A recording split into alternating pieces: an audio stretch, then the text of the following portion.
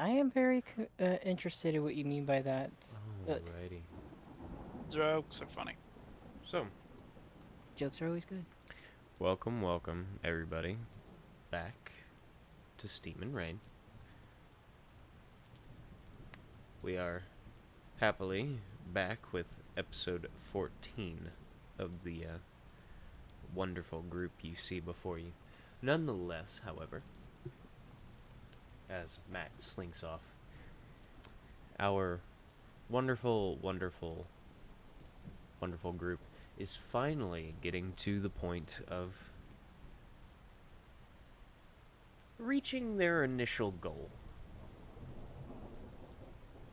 As they move further north along the island, continent, what's left of the mountaintop of Shanto, our group, after nearly 2.5 weeks of travel now,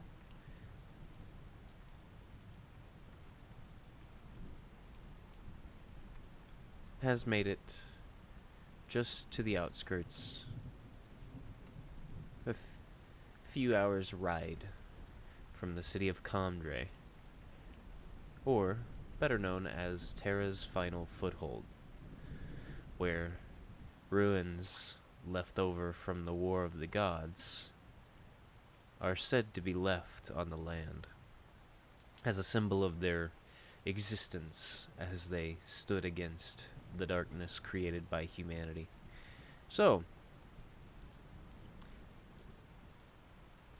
with our group traveling for the last 2.5 weeks and meeting a new friend, well, companion at least, acquaintance, an orc with a broken leg,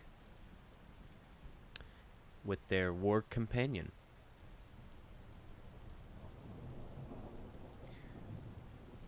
Our group decided to bring them along to the city of Camdre and use this as a means of bettering their relationship with the city right off the bat. However, our wonderful group continues ahead, nonetheless. And with their journey of meeting a necromancer at a gypsy village, their meeting a strange figure in a carriage with two other traveling companions, and now finally reaching the outskirts of city of Camdre, we begin episode 14. As the carriage continues down the rough road, the rain streaming down still, something catches the eye of the group as they get closer to the town. Their carriage pulling along, now slowing as they're getting closer to the outskirts and the wall that seems to encircle Camdre. This strange city with a wall that wraps almost like a crescent moon around the front side, as the massive wall of stone that looks as though somebody had slammed down a massive polearm or a pillar or something like that has caused the ground to create a massive wave of stone. And along the backside of this town, you can see a number of homes as well as larger buildings that are much more taken care of and rather gorgeous in design, in all honesty, dotting the side of this strange wall of stone. However, the outskirts of the village, however, seem to hold a rather different view, as the group hears what sounds like yelling. Two figures just down the road, still a good distance from the city itself.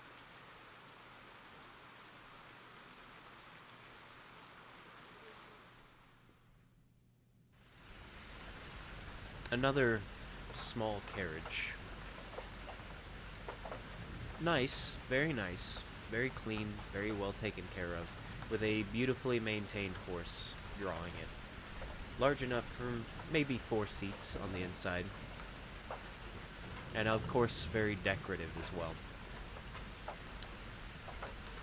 The group can see a gentleman with a very fine silken cloak that seems to allow the water to just flow off of him without any issue. His hood down and a rapier drawn.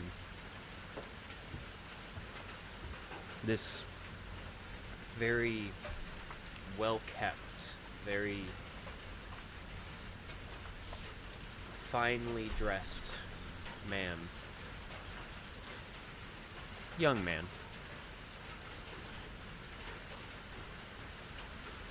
With very thick, curled black hair that kind of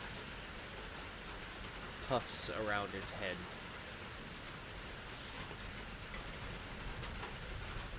Seems to be upset with a strange figure that's much less cleanly clothed, who seems both nervous and upset as well.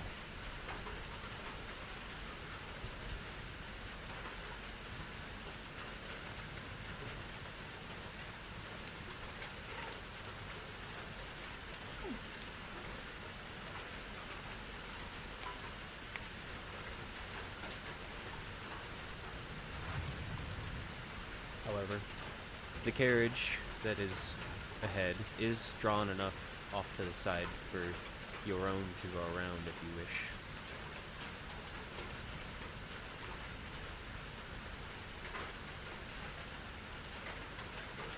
Both weapons drawn?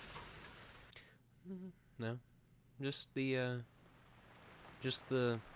finer dressed man has his rapier out, not pointed anywhere yet, but it is in his hand to his side. It would seem he's a lefty. Are there any visible weapons on the common man? No? In all honesty, his clothes are rather ragged and soaked, as he doesn't have a cloak. But it doesn't look like there's any weapons. Can we overhear their conversation, or?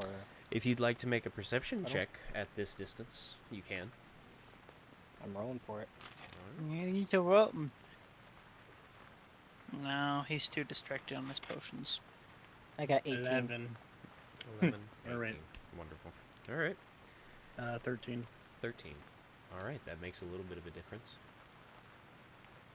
So, Darrow can't exactly hear what's being said word for word, but it does sound like the tone is very much, the finer dressed man is upset, and he's very annoyed at the very least. He's very annoyed.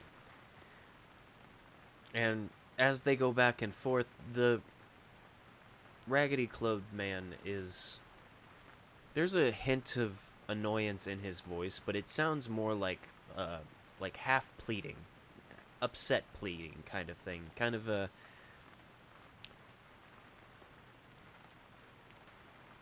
what most would know to be kind of like, look, I don't want any trouble kind of thing. But it sounds like he's getting upset himself.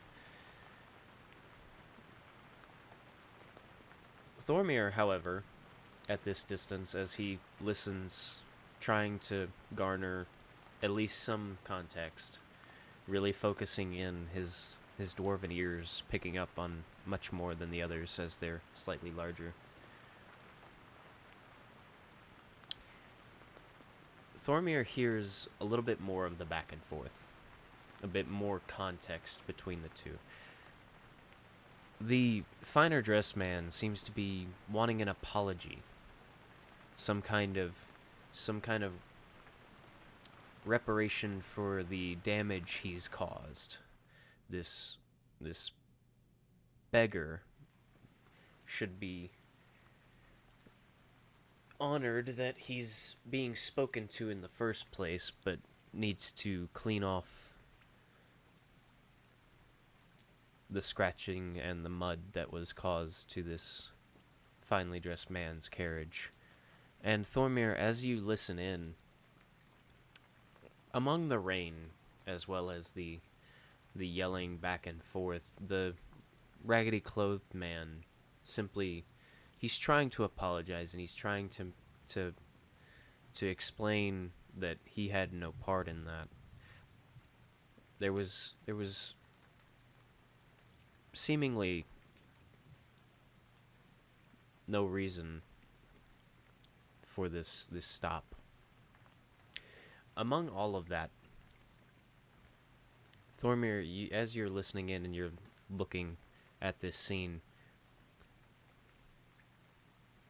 you're all looking at the left side of the finely dressed man and the right side of the raggedy dressed man, as they're off to the left side of the path. The raggedy dressed man off the path. And Thormir to his right, opposite of the side that you all are actually looking at. Or no, the raggedy man's left, which is opposite of the side that you all are coming from. Oh. You notice a small figure kind of grasped to his side that seems to be crying.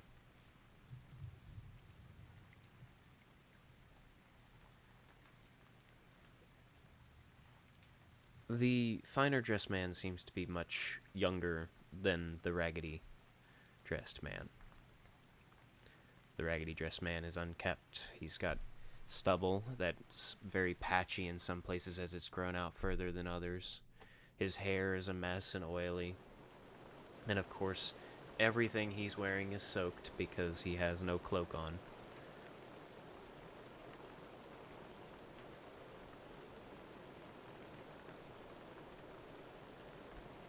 But the small figure has a cloak that seems far larger than what they would normally wear.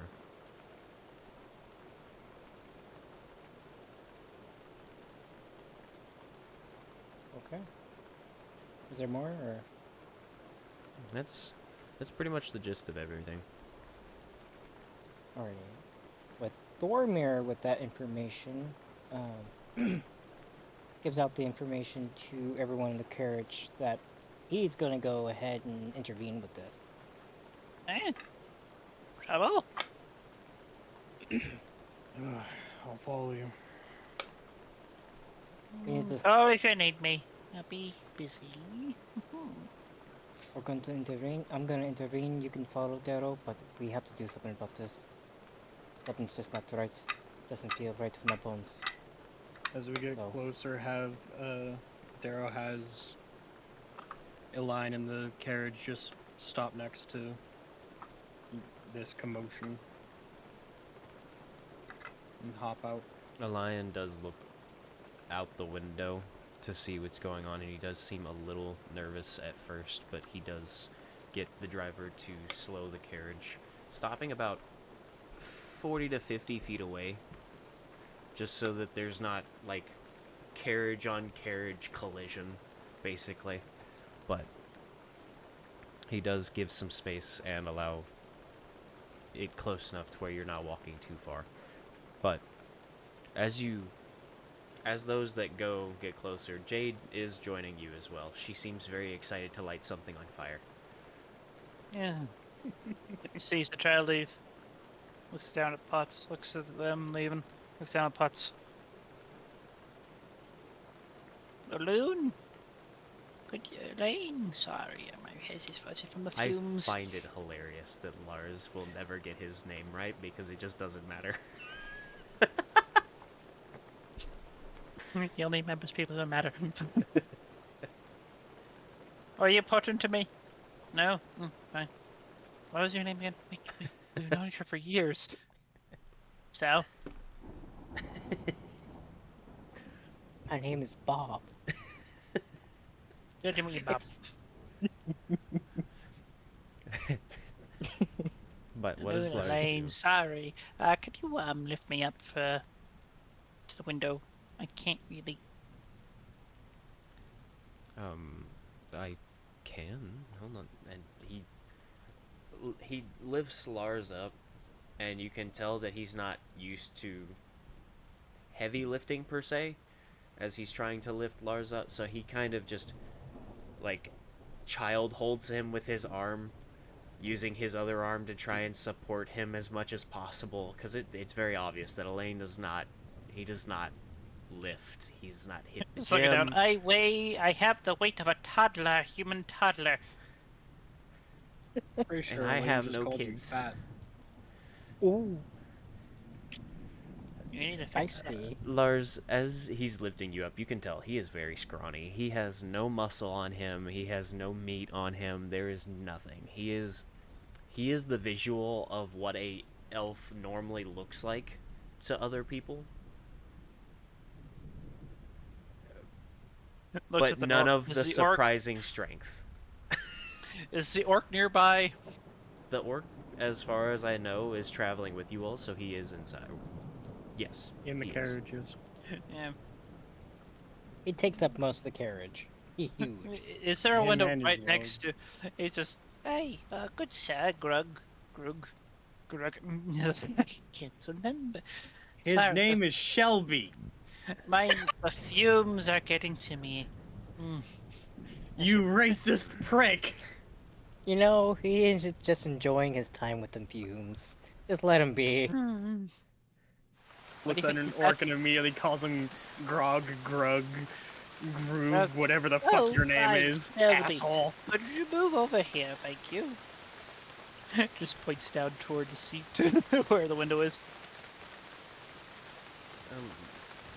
Sure. He then lifts himself up, and using his good leg, he turns, gets to the other side of the carriage that he was sitting on, and then shifts himself over to the window seat across from a lion. And You line just goes on top of Shelby's shoulder and just watching. He's sitting. Thank you, Petten. nice. I weigh nothing to him, so this is No. fine. No, you really don't. You can tell there is no strain whatsoever. And being on top of Shelby, you can tell from the furs and seeing him, he is built. But as you get on top of him, you can feel that he is a manual laborer. It's just like sitting on a rock, basically. Yeah, no, I'm sitting on a table. His shoulder is the perfect seat for me. Yeah. Just, thank And of course, you're sitting on the It's side just- with the pelt, so it's like a wooden chair, basically. you. And just pulls that one. And just, I'm in range. I'm in range. This is fine. Looks down at potions. Is this gonna keep switching in between? The rest of the party about to go on a very dangerous excursion. Lars, I'm in range. I'll wait in the car. I'm in range. Are they within 60 feet? Yeah. I'm in range. I'll sit here. I'll wait in the car. If Nonetheless. you can As Darrow, Thormir, and Jade get closer, Thormir and Darrow immediately notice that the finer clothed gentleman looks noble. He looks like nobility. His rapier is very decorative. His carriage is very clean, very decorative, except for a mud spot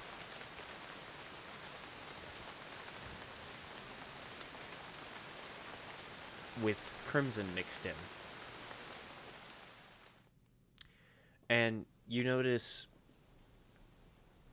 the raggedy old man, or the raggedy older man, as I said, he's unkept.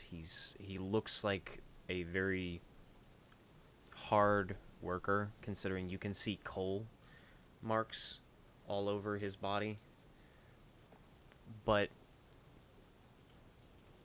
he's he's very much a common folk, if you were to try and put an image to the word. If not less well off than a common folk. However, as you do get closer, you hear crying from next to him, as next to him is a very short child with what looks to be the man's cloak. As the child holds on to the raggedy gentleman's leg. As you get closer, the noble has taken notice of the carriage pulling up already, and now with the gentleman walking towards him, he seems perturbed visibly on his face already. And as he notices the two figures, he kind of places a hand on his hip, his rapier still in his hand as he just taps it against his calf, seemingly more annoyed now. And the unkept man seems upset.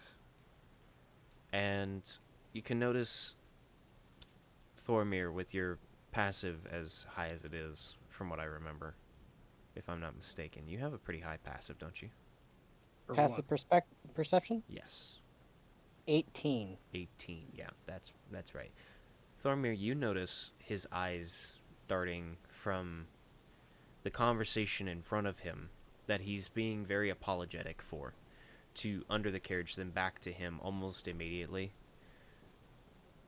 And there's obvious, like, power from the noble to the Raggedy Man, as the Raggedy Man has shrunk into himself slightly. He's being overly apologetic. He's seemingly just trying to get the noble to leave, but it doesn't seem that his attempts are fruitful.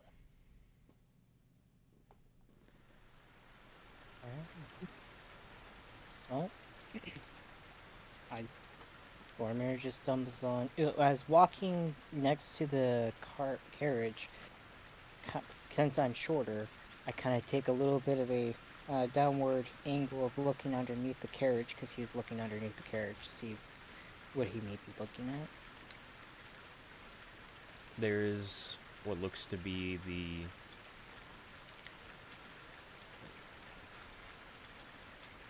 towards the back end of the carriage. Mm-hmm. There seems to be what looks like a corpse of a very old, very mangy dog.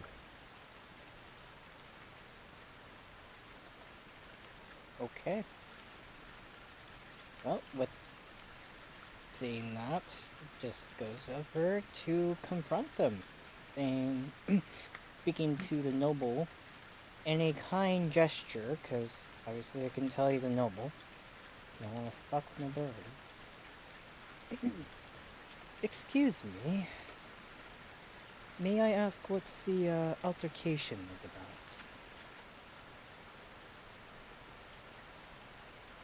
about? I'm sorry. I don't remember inviting you to this conversation. No. Is there a reason that you're here, or? No, it's causes concern whenever I see a nobleman yelling at the what I see as common folk over such, with a child screaming, crying. So I just want to see what how I can settle the situation as possible, because no one wants to hear a child cry. Well, he then uses his rapier to point towards the carriage's front wheel, where there is a small part of it between two of the rungs, kind of broken. And then he uses it to motion towards the mud on the side of the carriage that was slung up by what looks to be from that wheel. And then he looks back to Thormir. As you can see, he then uses it to motion towards the man, who kind of takes a half step back. This one doesn't know how to keep his mutt on a leash. And now, my carriage is in disarray. From a distance, Darrow calls out to Thormir, standing a little bit further away. Can you tell the stupid child with the sword to put it away before I make something happen here? There shouldn't be any need for weapons, especially when he's dealing with this. The nobleman hears this, right? Or Yes. should I? That's kind of the point. Okay. You're a ranger dwarf. I'm a human his size or bigger. You're bigger. And I have a greatsword on my back. He has a teeny tiny little fucking rapier, and he doesn't need to be swinging it at a noble or a commoner or his kid, especially after he just killed their fucking dog.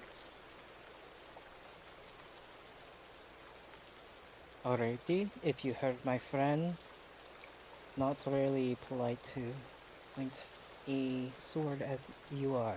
Polite? Please. Who cares about polite? You all stepped into a conversation that you had no place in, first off. And secondly, you come threatening me? I'm not threatening you. Darrow walks up as they're having this conversation. You're fucking right, I'm threatening you. You're pointing a sword at a child. Thormir puts his hand on his shoulder. On Darrow's shoulder. Darrow. We need to delegate this. He's This pointing is- a sword at a child. I don't give a shit what he is or what he's done. I understand. Very frustrating. But, the noble, inside this town, we don't want to make enemies. Look at that. Is Your that short me for friend my is smart. magic? Oh, You should follow his lead in this one. Once the man here cleans off my carriage, I'll be on my way, and I have no need otherwise to ever talk to him again.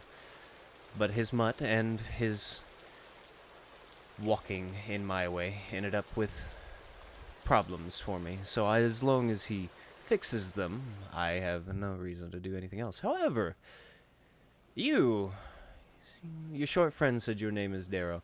Darrow, do mind that when you speak to people, it is smart to realize who you're talking to.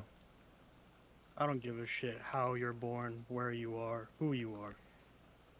You're the one who ran over their dog.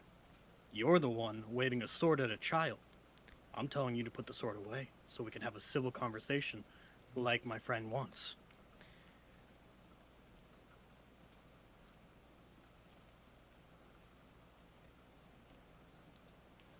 It sounds to me that you don't understand that you weren't part of the conversation in the first place. So there's You no have a loud conversation to be like had. this out in public, it is anybody's business. No, it's my business. Here. He then takes 2 gold out of his pocket and tosses it at Darrow's feet. How about you kindly take that and fuck off? And then when he cleans off my carriage, he can fuck off. Once we're done, I'll be on my way. Because Where's I need to Fernati get... in all this? She is just standing there, just kind of looking around Darrow and Thormir, just like looking at everybody, very, very interested at the situation. And you're not entirely certain if it's in a good interest or not. It just taps the Alun. Does he look familiar to you?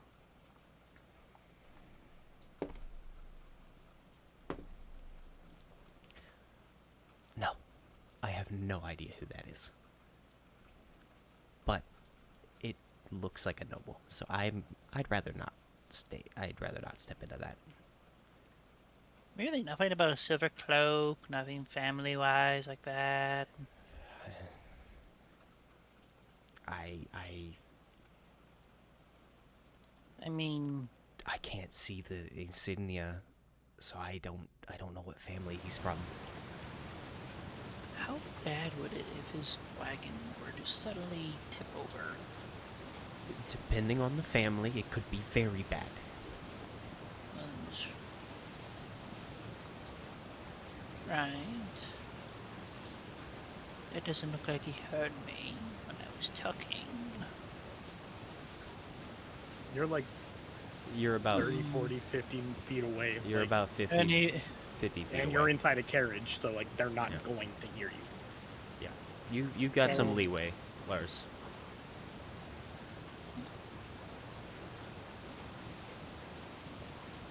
Leonard talks to the hobo explaining. How about this, sir? They just lost their dog. Caused some mud on your wagon. Let's just settle this disagreement.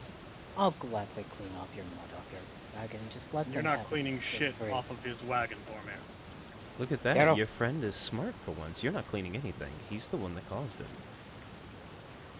You all are still butting into a conversation you had no part in. I don't know why you're still here. Why are you here? Don't you have Darrow oars to turns- mine or something?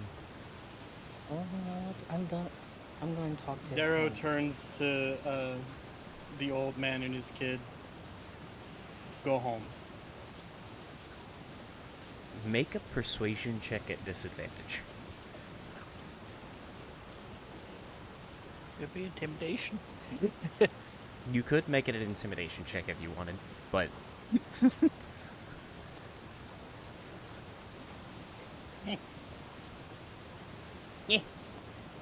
Yeah. So I got a 15 and a 19, so it would be a 15. nice. The gentleman looks at Darrow, looks to the nobleman, looks back to Darrow.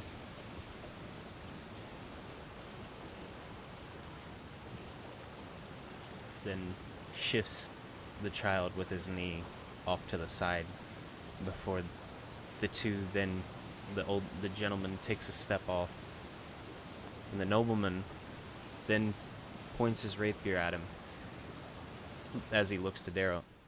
I'm sorry, I don't remember giving you the authority to tell anyone to go anywhere. Darrow steps in front of the point of the rapier.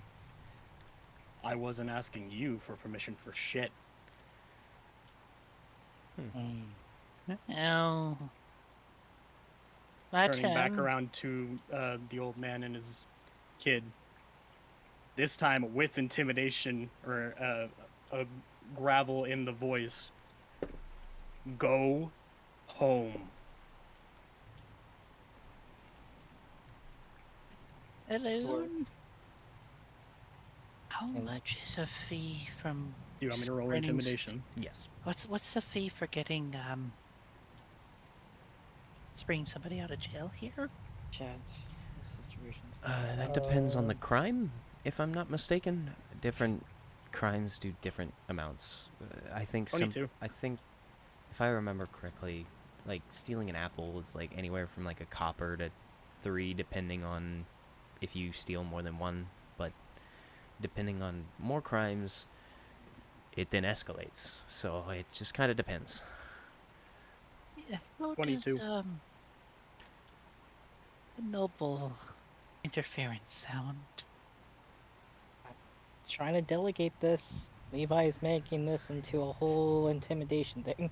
As I said, depending on He's the a family. fucking rich kid asshole who ran over this guy and his kid's dog, but oh, he's the one who was slighted. Fuck off. No, I get it. I get where you're coming from. But Yeah, nobility no. sucks ass to deal with. We all here want to bury this guy into the ground. Yeah. Yeah, some Problem- people have.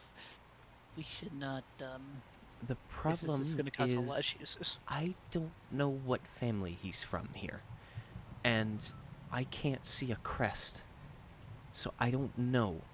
That's a problem. Normally, the crest is on the back of the carriage as he kind of shifts as close to the window as he can to point at the back of the carriage, and there's clutter in front of where the insignia normally would be, because it looks like he's been traveling. There are a number of suitcases stacked on top of each other on that little holding platform on the back, so you can't really see the insignia or family crest that's on the back of the carriage.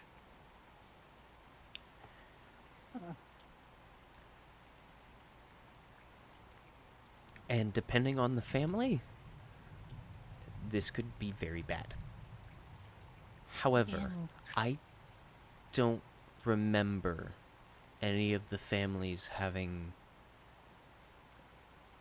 that kind of attitude towards people. Then again, I'm in the temple a lot, so I don't really know. I don't deal with nobility very much. Unless they come to the temple, I don't know them. I've never seen him.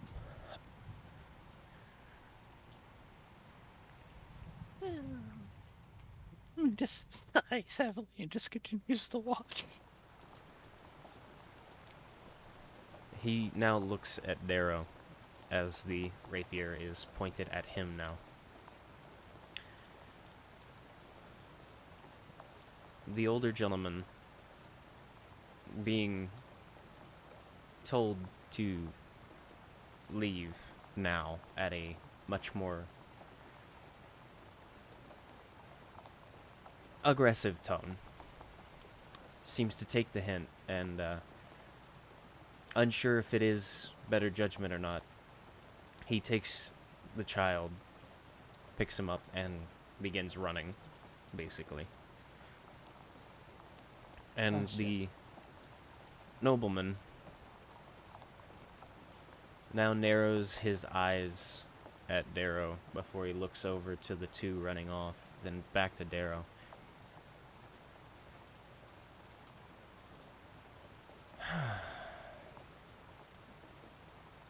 You common folk really have no idea how to just listen to orders. It is amazing that you can be this dumb. I didn't realize that they made common folk as stupid as some of you are, and yet here you are proving every stereotype. It's amazing to me. Are you going to be the one to lick my carriage clean, or are you just going to continue barking at me and being a problem? It's out of line of sight. You do a lot of talking for a spoiled rich kid. I have the money to do a lot of talking. Do you? Darrow just looks his sword up and down. I don't think I have anything to worry about here, besides you just blabbering over some mud.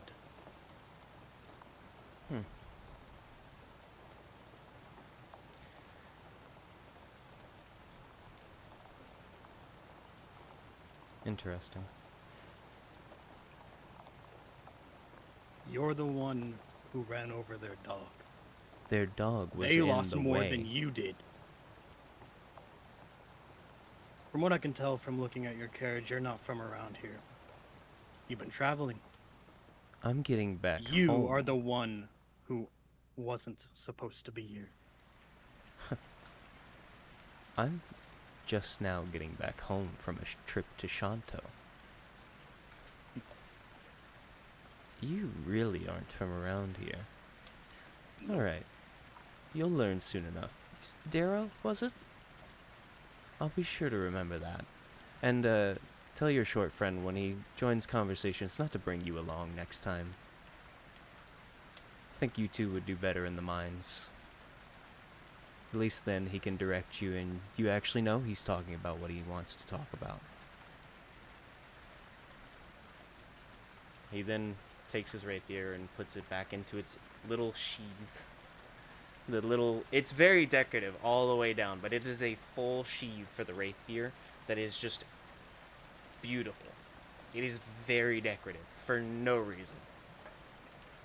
Where most adventurers use just a loop to keep it in place so that it has the mobility to move around while they walk or sit or do anything, his is very much meant to look ostentatious.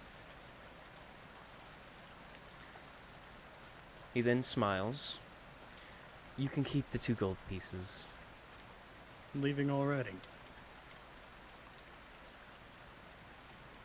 We're not in the city. There's no guards to have any consequences. It's You enough, want to do Daryl. something. That's enough. Please.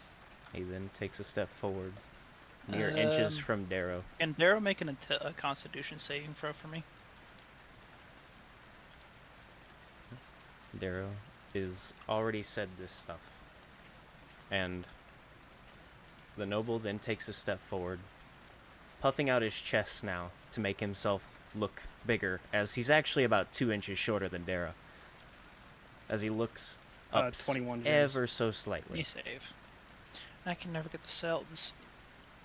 Feel a quick little purple energy wash over you, reject it entirely.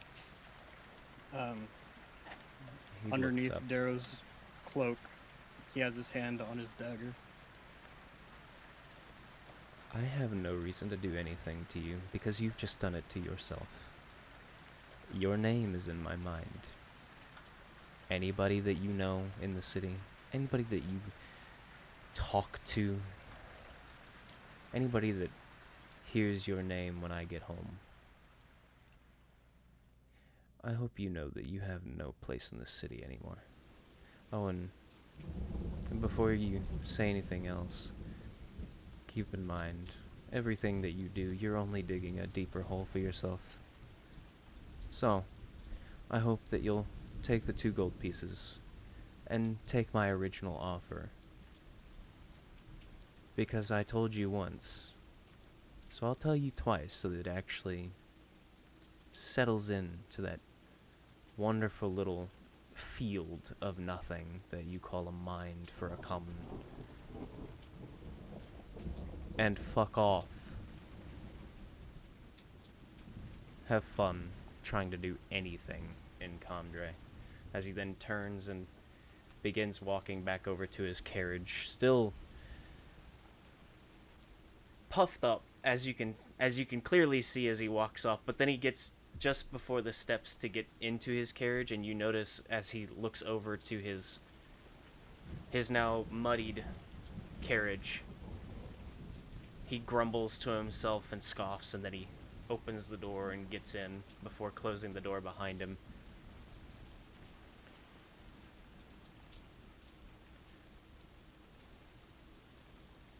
A few moments pass as he seems to settle in, and then there's a bell ding, as if some bell inside has been rung. And the driver looks to Darrow and Thormir, and you can see him mouth the words, "I'm so sorry," as he then whips the horse reins, and the carriage begins its very, very bumpy, now uneven ride home, as one of the rungs is messed up.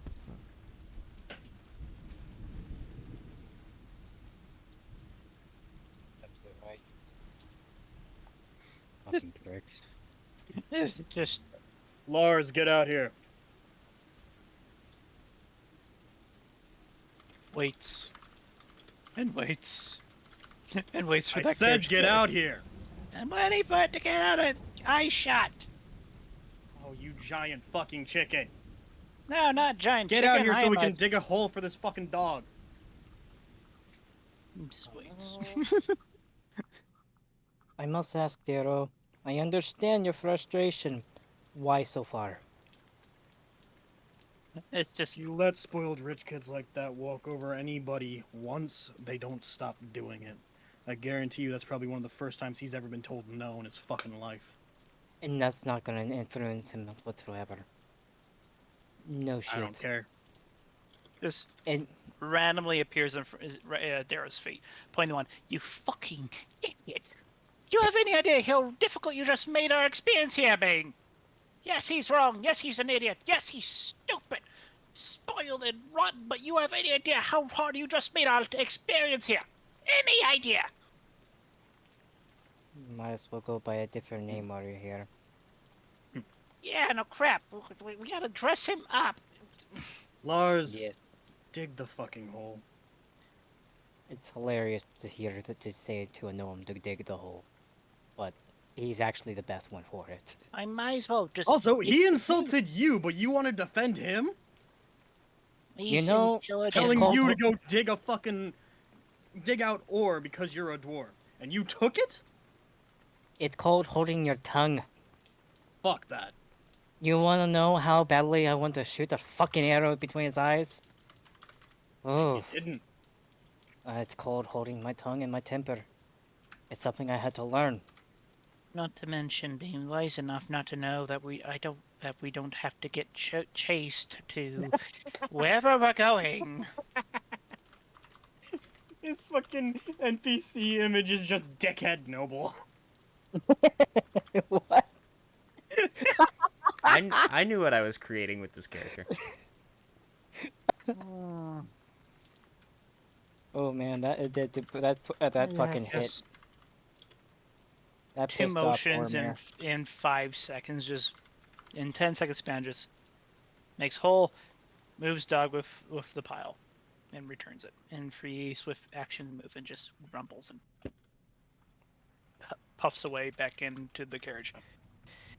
And right next to everyone, bloody idiot. Did you even dig the hole? Yes, and the dog's already in there. A boopity boppity boo. A Literally, hole. free movements just move up, move dog, return nerve, gone. It all in a 20-second span. Darrow makes a makeshift grave marker for the dog and stamps it into the ground so that if the old man and his kid come back, they know where he is. Funny enough, that actually doesn't take very long. As you all notice, after Lars's long wait time waiting for the carriage to disappear and waiting for the carriage to disappear themselves, you notice that the older gentleman actually comes walking back from being hidden in some of the trees along the tree line. And you do notice that he is carrying the child still, who's wearing obviously what seems to be his cloak. And he sets the child down, who then runs over to this makeshift grave and seems to just kind of kneel next to it and is very much crying over the dog. But the older gentleman walks over to the group and very apologetically kind of, thank you for that. There's no reason to thank us. Bullies Sorry like that that this need to had be to stood happen. up to. As true as I'm sure that is, I wouldn't have been able to, and I'm sure that it's made it a lot harder on you all to do it. If anything, it'll just make my life hell. I don't mind. Who was that?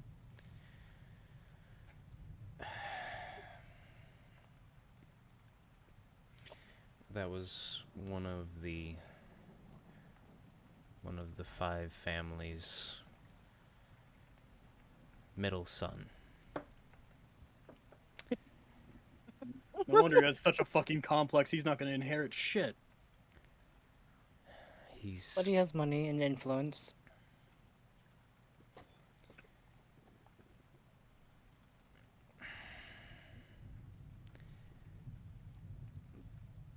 The problem is that he's the one set up to inherit everything, because from what I know, the oldest son is very sick.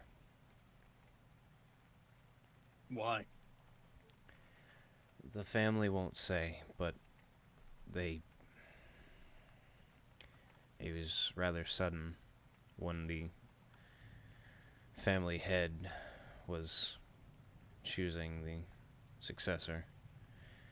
That's all we really know, so we're not sure what's actually going on in that family, but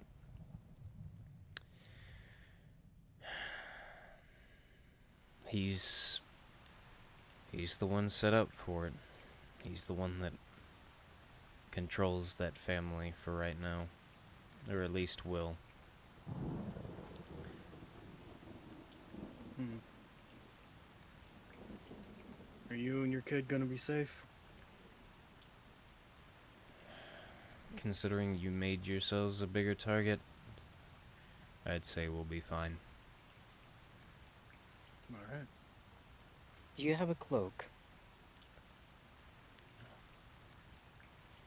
Dormir reaches into his backpack and gives him his extra cloak.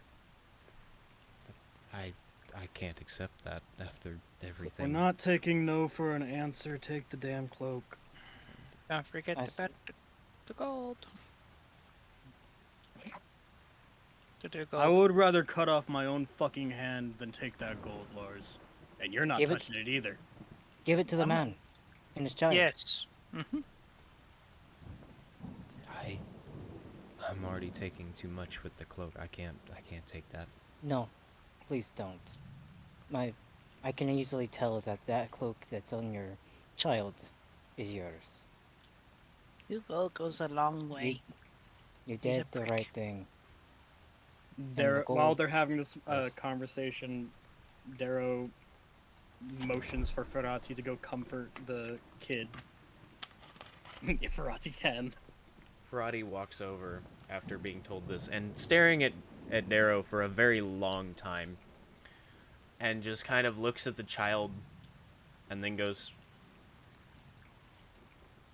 "At least it's not coming back to life." Oh man. Oh man. Just Lars is And then the child, Yeah, who's already given sad, what we have gone through, that makes sense. But fuck! looks so and bad. the I'm child so with sorry. no context looks at Ferrati as she says this, and then just starts crying harder. I'm so sorry. We've been dealing with undead. Darrow just. Hey. Sorry. Oh boy. Please use that 2 gold and get your child a little something to comfort her. Oh my goodness. Karate is too fucking autistic. Oh boy.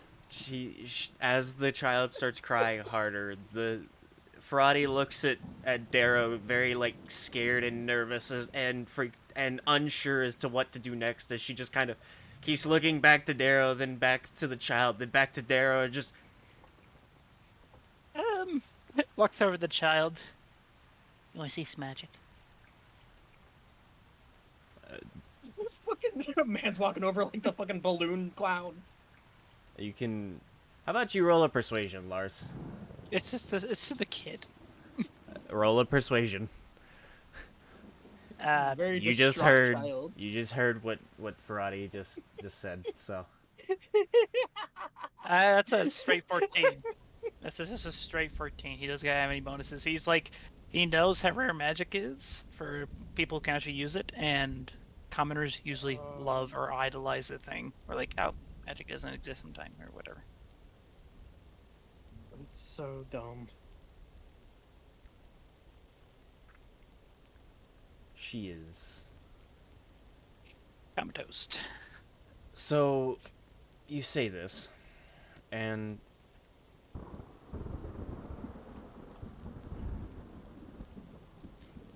it looks like she garners a little bit of interest.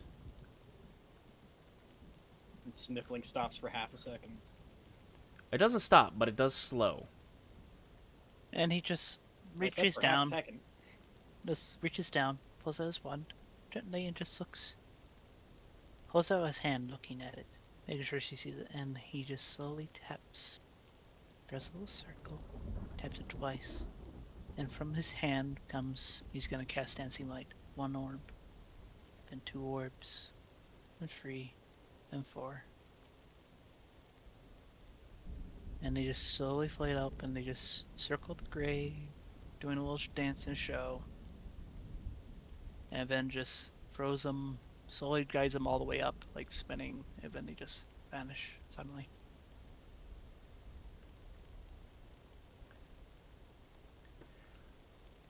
She looks, and she watches the orbs she's very enamored, obviously.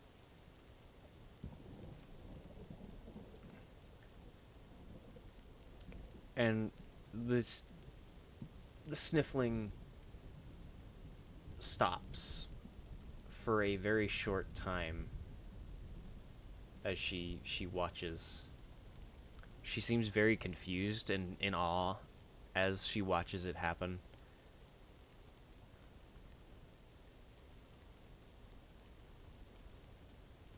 And then they disappear, and she just kind of, like, she blinks a few times looking around for them, then looks to Lars, still Just smiling in softly. awe and kind of in shock at now.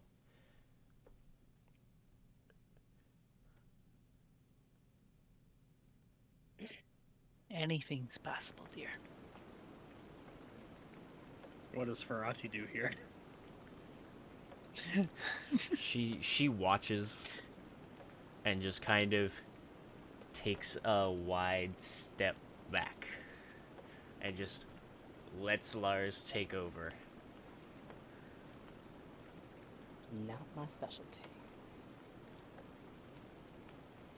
Thormir asked the older men, and are you, you live here in this city, correct?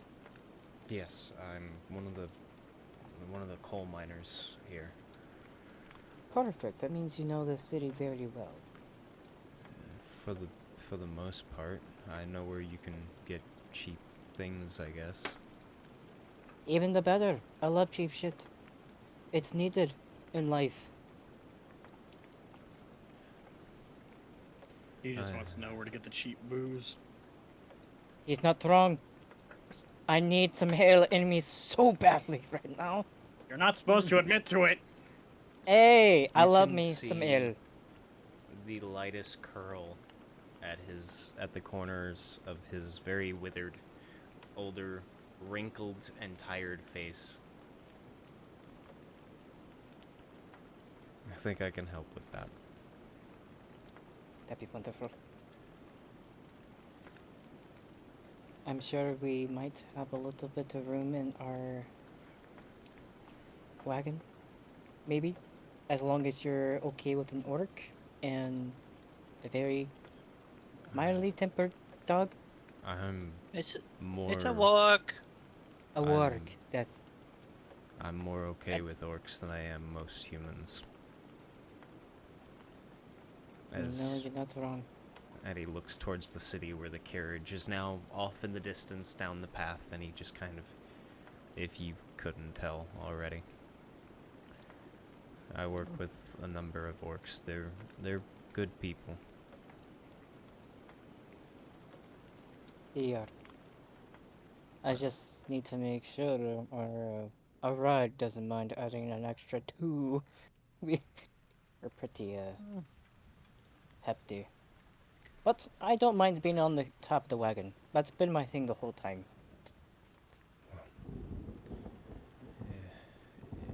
Your name was Darrow, he says as he looks to Darrow, and he's uncertain about it, but he does say that. Then he looks to Thormir.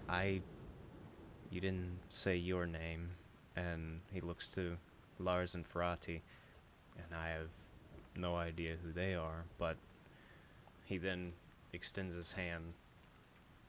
I'm Jameson. Thormir shakes the hand. My name is Thormir von Heimer. And Darrow does the same. Full name's Darrow and Travi. That's Lars, and that's Ferrati. Lars is the smaller one.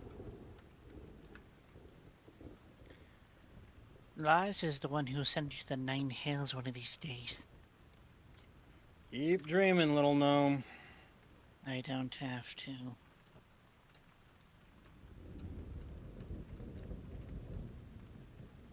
Okay, Give now, away. Eddie Booze. Mr. Fellow, Mr. Jameson just slowly leads the child, just does a little trick with her with the child's name, just does a little thing and just creates a little flower. Squirtle cat. It disappears if it ever leaves her hand, but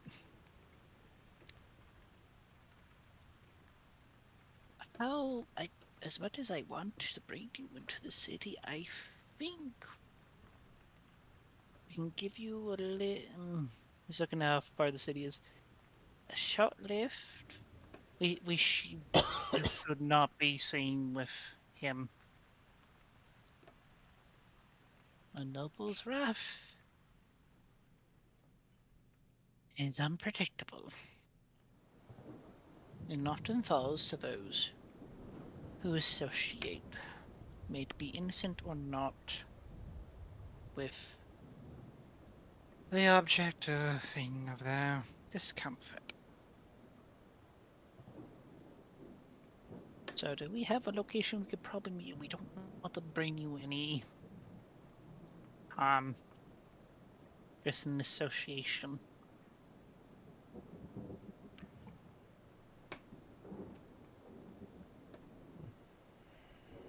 Well, if you're looking to get drinks, then we can meet in the city. There's a place I go to. It's not nice, and the drinks are pretty well watered down, in all honesty. But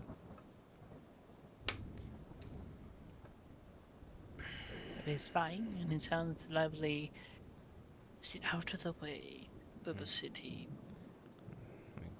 well, it's the rat's ass. Sounds perfect. A rat's ass. Is that the quality of the bar or the name? That's the name. I love it. I thought you was And gonna of say course you both. I need booze. It's been a long time, okay? I need booze. Ale. Yes, dwarf, we know. Um, Here, I'm Ah. going to resupply myself. Anyways, hands him the bottle, the final bottle of wine. downs it. You just drank 2 golds worth of wine. You just said you're gonna refill. Yes, I replenish my stores. You offered. Thank you, Lars. You just drank a whole wine bottle. Uh, if you had more, I greatly appreciate.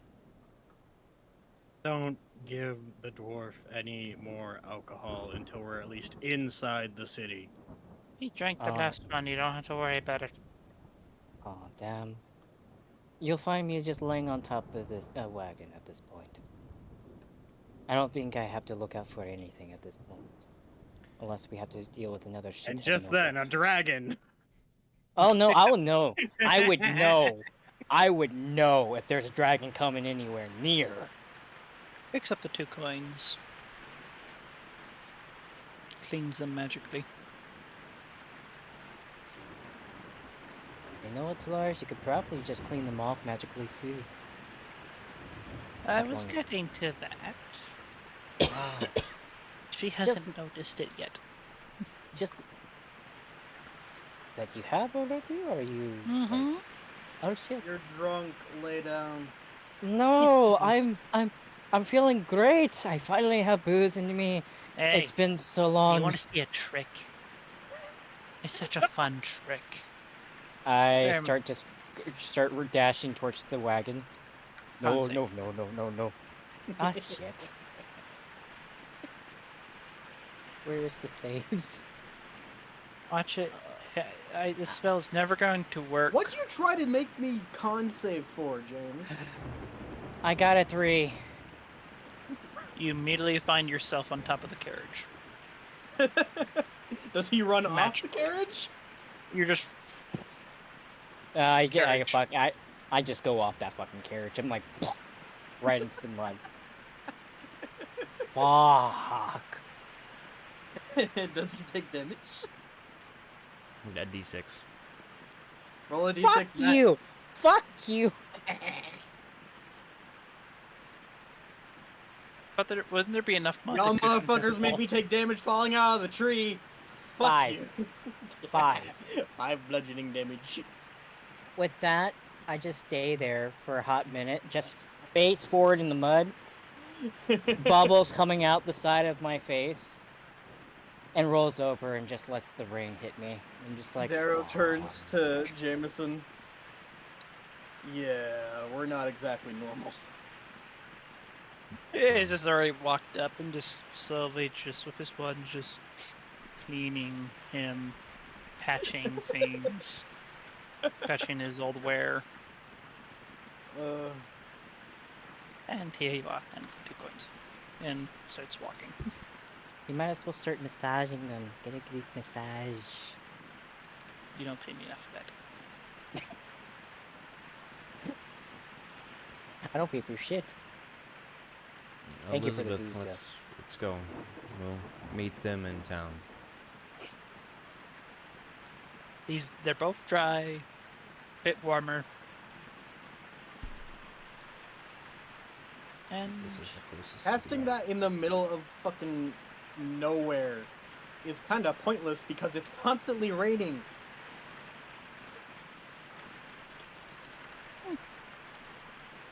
Aww. no, he's got a I'll cloak take- now, so he's dry and he's warm. Wait, are they elves? No. He's not. Huh? Her mom is, and she's a half elf calling it out. I think it's more of adoption, but okay. You never know. You never know. It just sits back and goes to the potions. Alone, alone, alone. My mind is everywhere. Give me a break. We've been traveling with the man for roughly a week, and you can't commit a fucking Oh, it's an name. oh, it's an E. It's Elaine. an E. Elaine. I always thought it was an A. I never saw the name spelt. Now it's easy. E is for E. That's like session 1. Yes. I also have a You roommate that I've been living with for about 12 weeks now, and it took me 9 weeks to know how his name was spelled, and his name became so easy for me to pronunciate. Enunciate the words of a name. Oh No, my God. I have a sense that Thormir's gonna drink a lot of alcohol this episode, so I'm debating about drinking some myself. Elaine, He bear looks with us for a to- bit longer. He looks to the group as the two walk up behind them. And we're going to have a lot of trouble.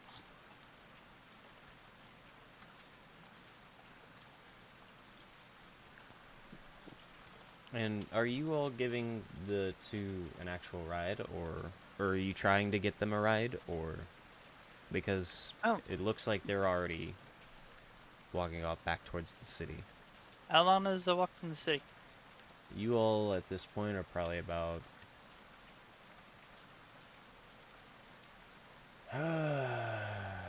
I shied of guards. I shot of guards or not. probably about an hour's ride Oh, At definitely this- giving ride. at this slow Definitely pace. giving. Definitely giving ride.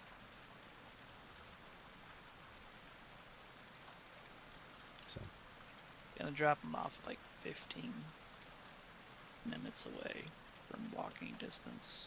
Because don't want them. I was like, we need to get them so they don't see us associating with them. I don't want any harm to come to them. I'm starfish on top of the roof. It's such a shame I don't have less restoration as a wizard.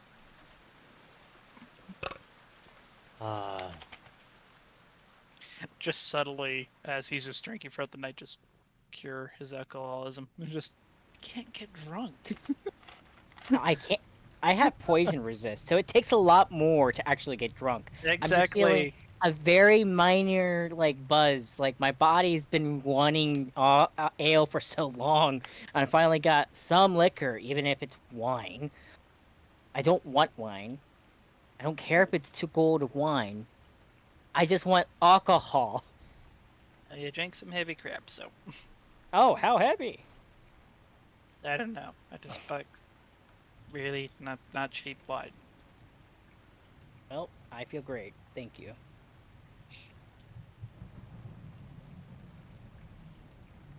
All I wrote was 5 bottles for 6 gold, so or 3 bottles for 6 gold. So, And I nursed 2 of them in the span of a week and a half of travel. He destroyed one in 5 minutes, if that. You gave alcohol to a dwarf. What do you expect? He's right. He's right. And I'm not the dwarf that just like hesitates about drinking alcohol. You give me alcohol, I will get No physical. dwarf hesitates about drinking alcohol. What the fuck do you mean? I'm just saying, just in case, so there might be a dwarf. He's like, okay, I'm like a paladin, and I just don't want to fuck with alcohol. It's quite the opposite, If actually. anything, they would be a cleric. A cleric, No. Their even, god yes. would be beer. No, literally cleric, and they actually make the holy brew, so it's even worse. And it's Told you. stronger, and it's only dwarves can handle it, so it's hilarious.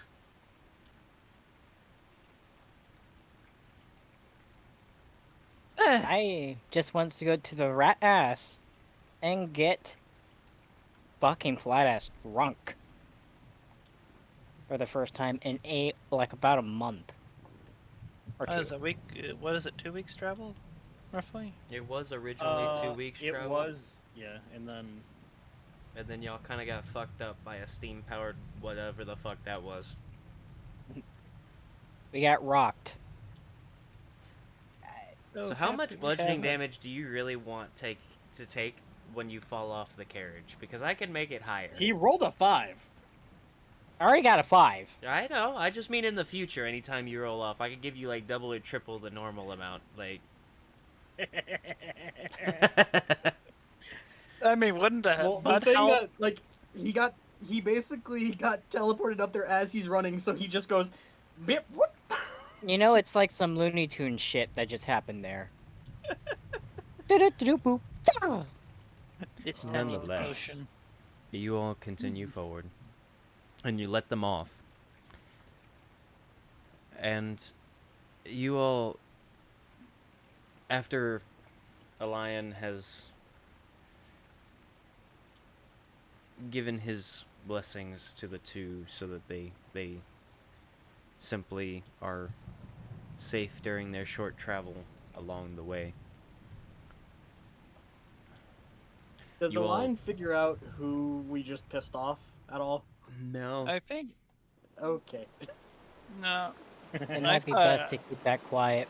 I already forgot about the name. He's So- very nervous.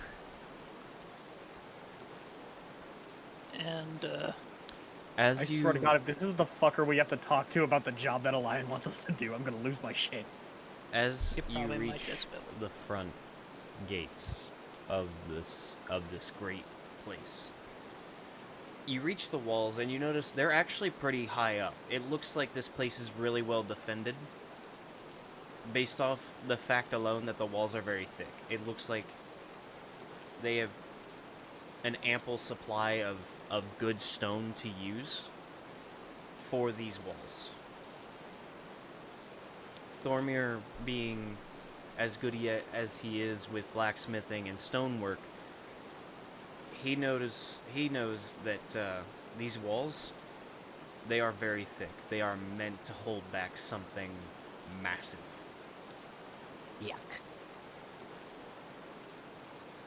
But as you reach the gates, this massive gate with iron bars on this side and on the inside, seemingly to make two separate gates to make it even harder to get in. This rampart by itself, where the gate actually goes in, the gate itself probably stands about 40 to 50 feet tall. wait, the walls are 40. Wow. The walls are taller. The entrance rampart, where the gate actually would come down, that opening in the wall is about 40 to 50 feet tall. It's just looking at Darrow. One of the 5 who's literally owns this place.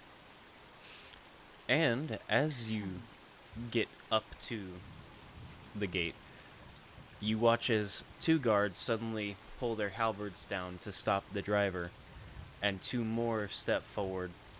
All right, all out. We're searching the carriage.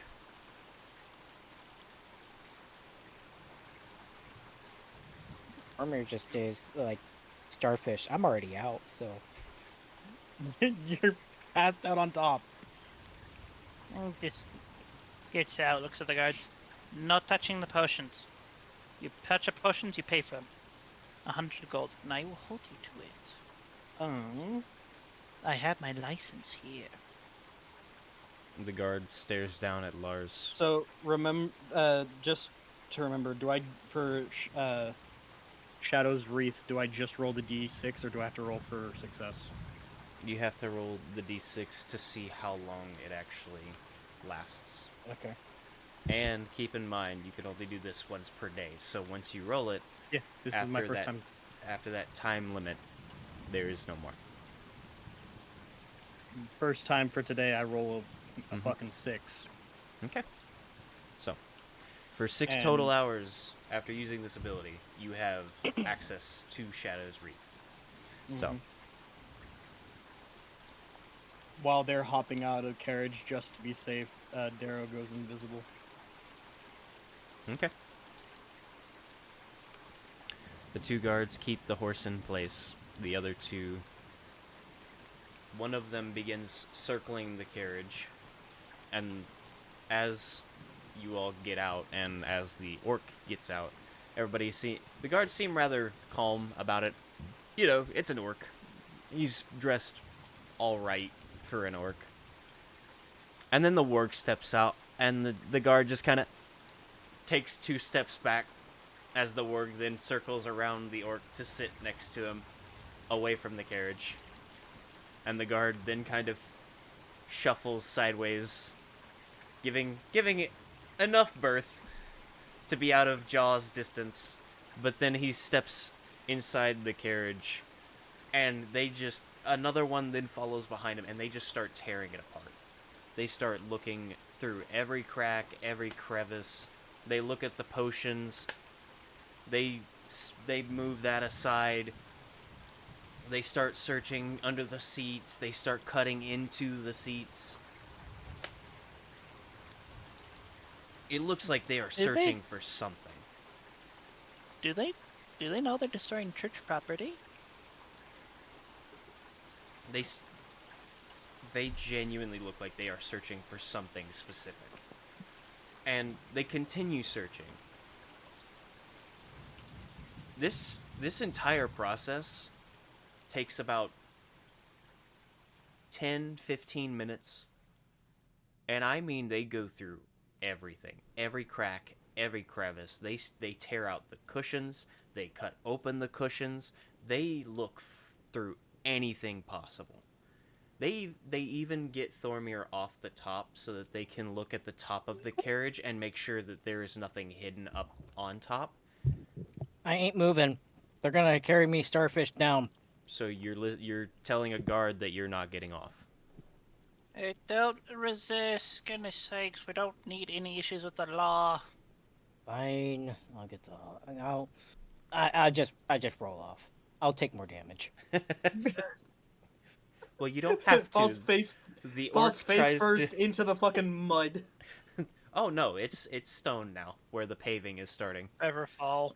So the orc just catches Thormir as he drops and just lays him on the ground. Thank you, friend. The guards. Just FYI, He drank a lot of Darrow wine. is hanging off the side of the door, not stepping on the ground, and not inside the carriage. Okay. They comb through everything. Every possible place.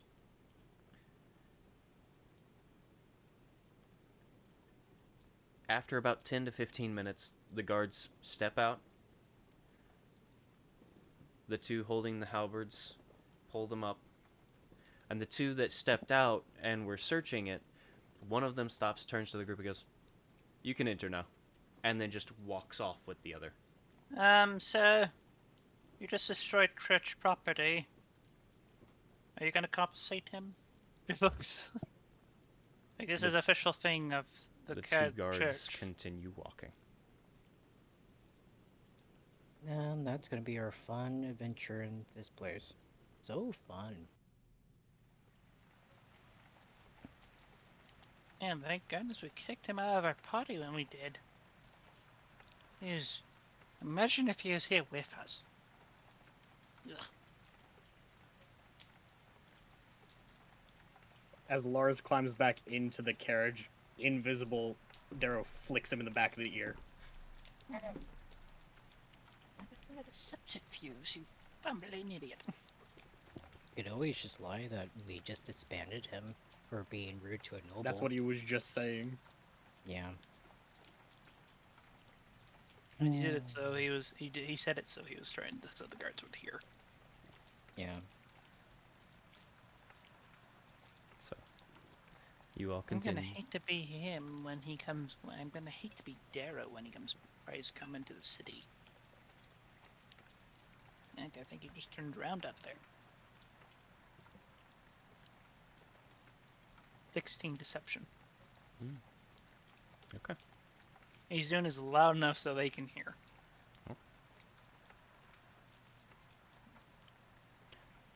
The guards let you all pass, and the driver seems very perturbed. He's not voicing it, of course, as he hasn't really said anything this entire time that he's been driving. But he does seem annoyed now that he is sitting basically on a block of wood up at the front of the carriage because they tore into his cushions as well. So there is nothing to pad him anymore. And it's a relatively uncomfortable ride now. The orc decides that he's going to... Did they hurt the potions? They didn't really have to. With the potion and alchemy set being clear, it looks like they picked it up, kind of looked at it, and then set it back down somewhere else before starting to tear into everything else. Because most people know that anything potion-wise could be combustible or otherwise, so not many people are willing to actually mess with that anyway. Alchemists are rare and few and far in between, so people that don't really understand it try to not mess with it too much, but with alchemy sets being as see-through as they are for the most part, and with it not being big enough to hold anything like a Darrow, they have no reason to actually search it. I'm not an object! To the eyes of some prostitutes, you might be. Fuck you. I'm surprised you didn't find Lars' little stash. Oh, From what I know, That's on his I was person. about to say, from what I know, Lars keeps that on him. He keeps that motherfucking thing on him. So I mean, what are they gonna do? Search his jockstrap? I don't fucking know. Unicorn cocaine is hard to come by. So it looks like they were searching for something, and they have torn out most of the inside of it. Now the orc does continue with you for a little longer before, as you all are now inside. I could safely say this is probably best for me to get off now, as I'm certain you all are going to the temple. If you all are wanting to ask me any questions in the future, if you have any questions, please feel free to come find me. I'm usually staying at the inn in the market district. It's provided for employees of the market district.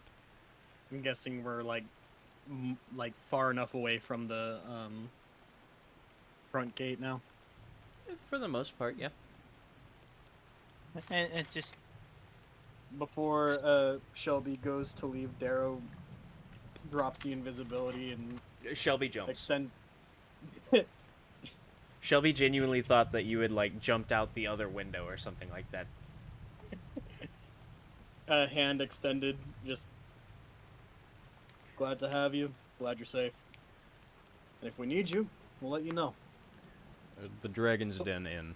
It's in the market district, and it's for most of the merchants that come through town. So if you're needing a place to stay, they're a pretty good place. I have Hope you a find your 23 men. I have a 23 perception check. Do I notice anybody tracing us? No.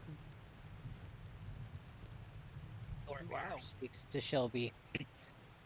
It's nice meeting you, but I still, eventually, whenever things kind of settle down latest this day, I would still like to meet up with your acquaintance. Oh, the Fletcher, yes. I can see if he's staying, because if the group is still here, I can see if they're staying. As I said, the Dragon's Den Inn is the best place for employees and bodyguards of merchants to stay, because it's the easiest place that merchants know they will find hands. So if you plan on staying in the city at all and you're looking for easy work for travel, that's probably your best bet, is to stay there. Merchants come and go all the time, and they go there first for cheap work. Can I get a short rest in? For what? The travel from point A to point B. You said it was an hour travel. It was about an hour walk, yeah. Short rest? If you want. Sweet. I want As some long spell as, slots back. As long as you aren't working on your potions. Thank you for the information, Shelby. Poor James. We'll remember. Just excited. Poor James. Oh boy. Do I finish the set? Yes, you actually have your final potion of your set. Okay, sweet. Perfect. Easy, kitty. Easy. And just pockets it. Good. It is And looks at Arrow. It is another Hands him normal health a potion. beautiful vial. Hands him that. What's this? In knowing your luck and what you've set upon you, you're probably going to need it.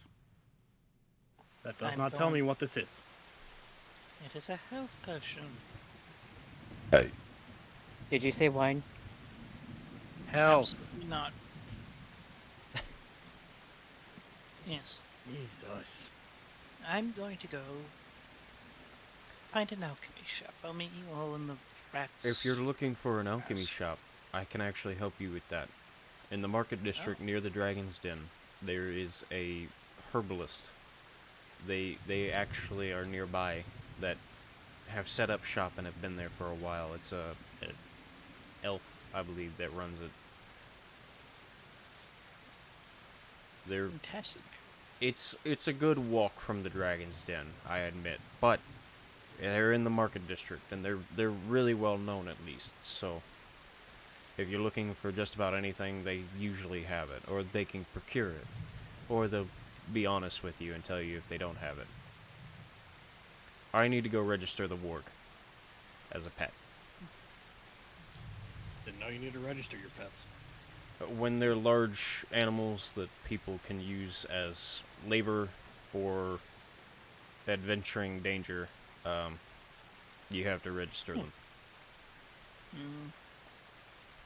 There's a Good luck to you. whole shopping district about animals that are used for labor and otherwise. It's expensive, of course, because these animals are difficult to come by most of the time, but because of that, you have to register them. That way you can enter cities without being stopped and without any real issue. Especially if you have anything bigger than what I already have. That's pretty rare. Is there a actual companion shop like this? Like get where we can possibly get one like your work here? As I just said, there's a whole shopping district in the market district of the city, specifically for animals. It's a big trade, especially here where you have a lot of underground and subterranean animals. Merchants come through all the time because of it. You can find all kinds of animals here. Well then. See you at the rat's ass. Just excited gnome child.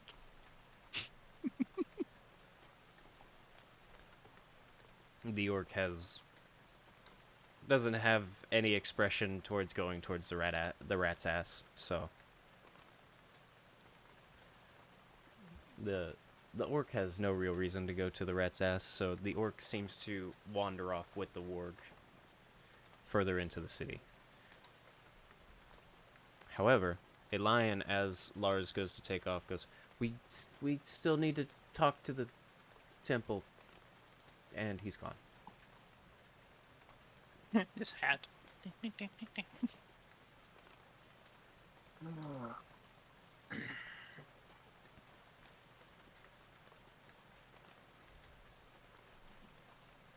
How 20 feet do I hear him? I would say you would. Depends on how Lars Yes. feels on whether or not he actually listens, though. Natural 20. Down. That's really fucking annoying.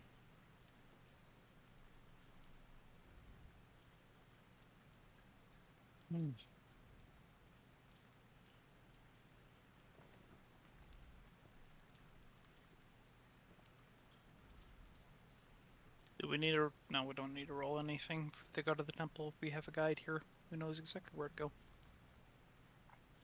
It's fucking stupid. Hello, kitty. Hello, my kitty cat.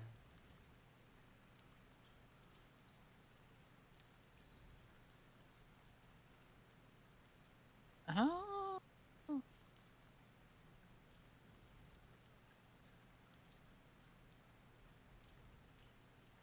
Wispy's got a little wave thing, or if someone leaves, it has a little cry emoji. Mm-hmm. I didn't know that. That's awesome. I like the wave, but I didn't know about the crying like Is he gonna do it again? Is he gonna hiccup again? Because now I have 3 VODs that I have to fucking string together that don't make any fucking sense. Yes. Two. Unless this happens again, honestly, you could probably just do the 2. That would make it even less sense. We're jumping from a moment ago, or not a moment ago.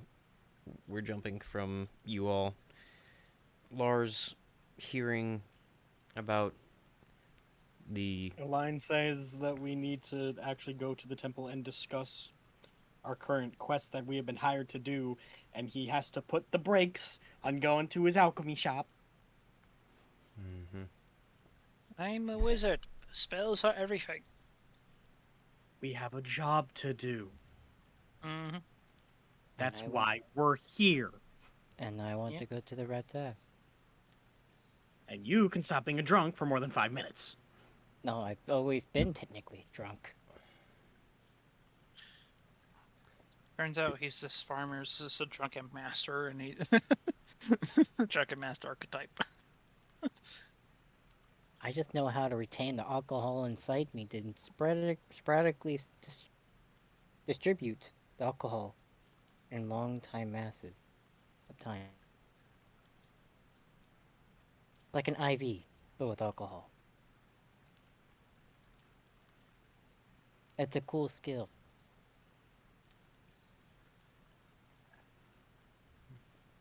So That my character doesn't have.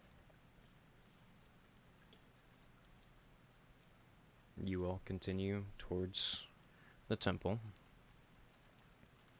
And as you get further into the city itself is very beautiful. There's a lot of fire and coal-based burning, and you notice that a lot of the city is not necessarily steam-powered, but it is flame and heat-powered. And you notice that a lot of the city crosses, the intersections.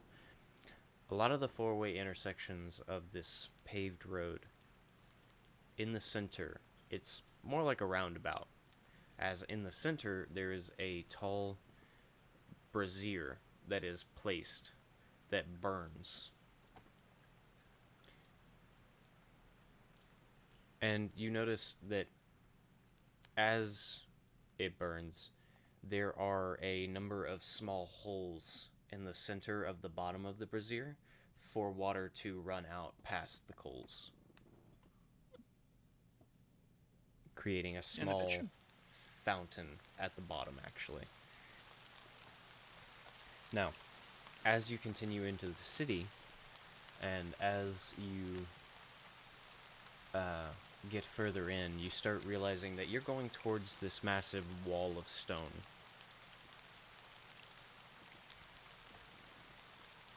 As you get to this wall of stone on the other side of the city now,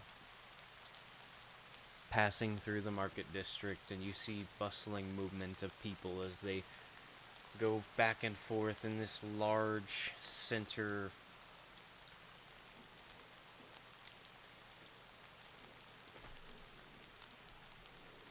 It's a clearing.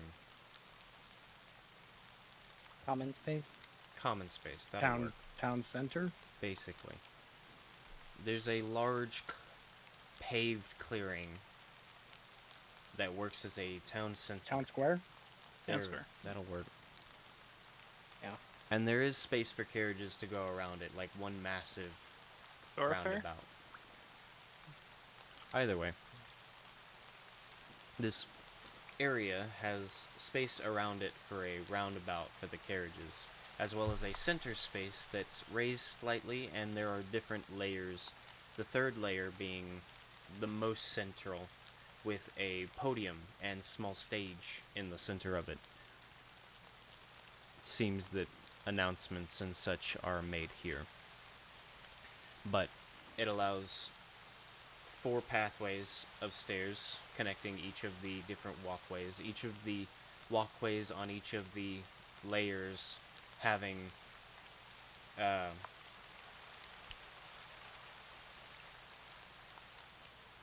benches. Having benches along the outer edge that you can sit on. And behind the benches,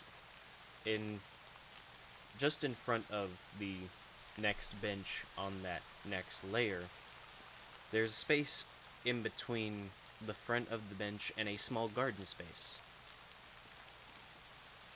This beautifully designed central area allows the carriage to go around, and as you continue further into the city towards the massive stone wall, you notice, after some travel through the beautifully designed stone homes,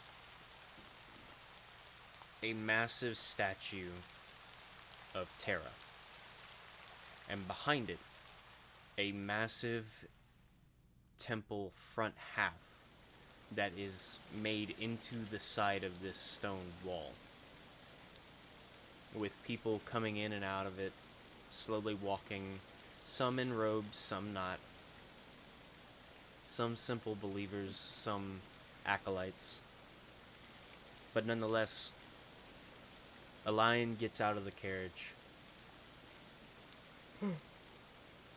as it pulls in front of this massive statue. He gets out, he looks up at the statue, then gets down on his hands and knees to pray, before then standing up and looking to the group. Welcome to Tera's central temple. The last stand. If you all will follow me, I can take you inside and we can talk to the head priest about the disappearances. Lead on. He then turns and walks, heading up the staircase leading to the main grand entrance of the double doors. He leads you inside. And inside you see much more of the acolytes and the simple believers, as this main entrance is actually a long cathedral.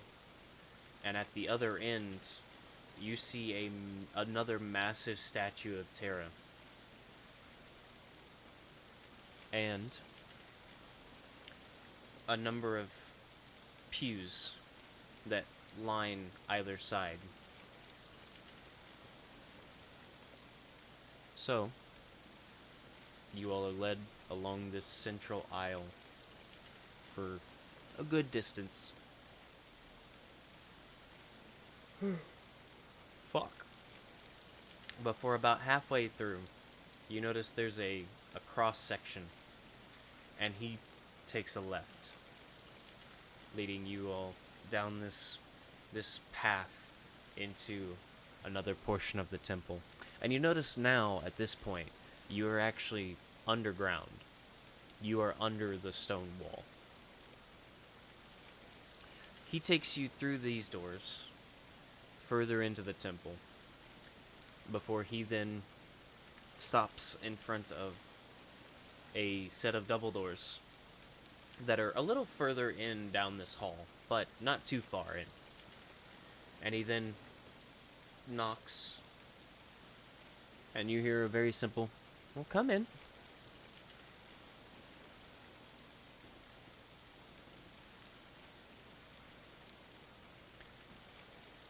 Tera Spear will see you now. It seems that they're free for the moment.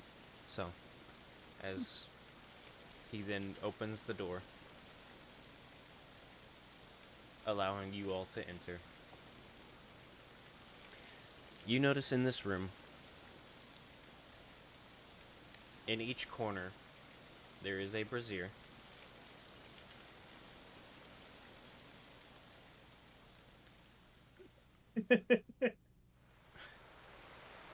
Yes, I am. But He's our DM. as you enter this room, you notice each of the four corners, though not braziers meant to light the room, as a chandelier hangs from the top of the ceiling. In each of the four corners is a brazier with a different element. And then you notice along the walls there are other small braziers that hold other elements.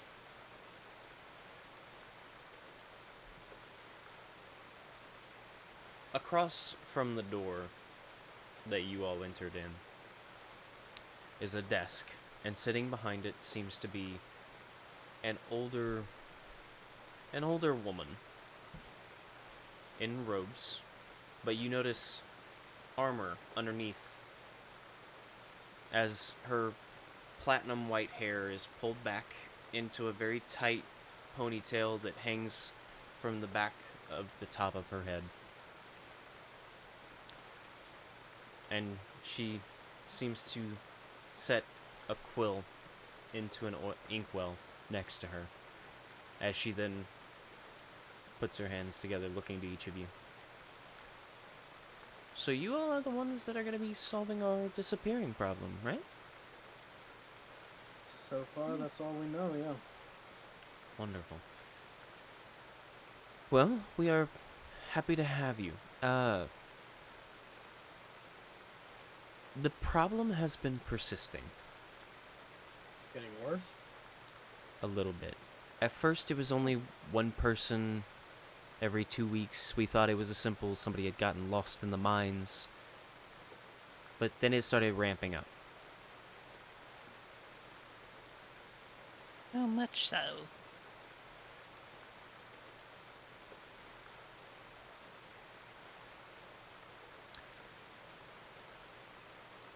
Over the last week, we have had 4 disappearances. That's quite a lot. That is plenty. 300% increase. You and numbers.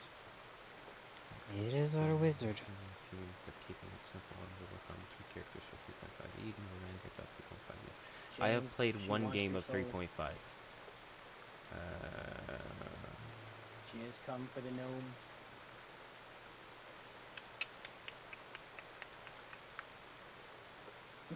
I look over and her eyes open up bigger.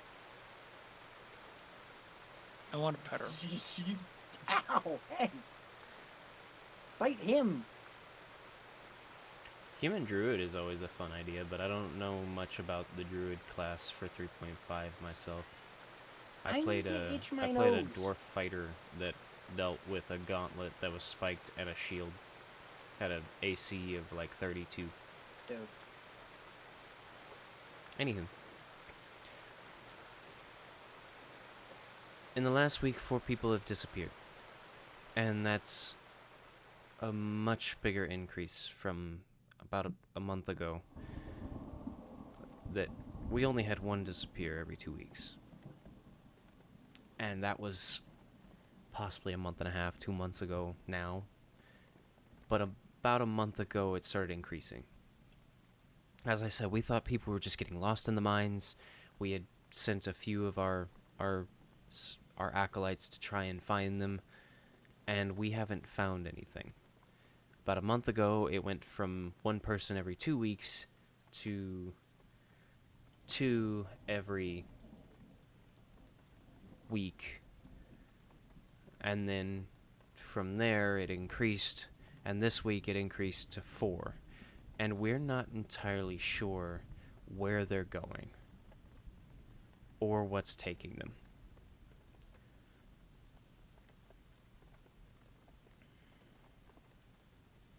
Yeah. Is there any creatures that you know of that reside in your mines? I'm not really a monster tamer or a monster professional. So this is more or less somebody came to the church to get a job done. It would seem so. We Who do we talk to? probably the mine's head of staff and chief. The mines themselves are run by it's run by the city itself, but because of us being followers of Tera, and this being Tera's last foothold, we were contacted first to try and find them because we have the closest connection to Tera to try and find them in her last foothold.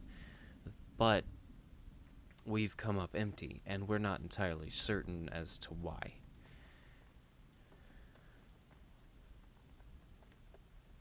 Do you have any details about any of the disappearances, anything that people might have found, anything like that, or do we just need to go talk to the foreman? We have found some clothes scraps from the first few disappearances. Blood? No. No blood, Just clothes scraps. just the clothes. Like they just disappeared out of nowhere?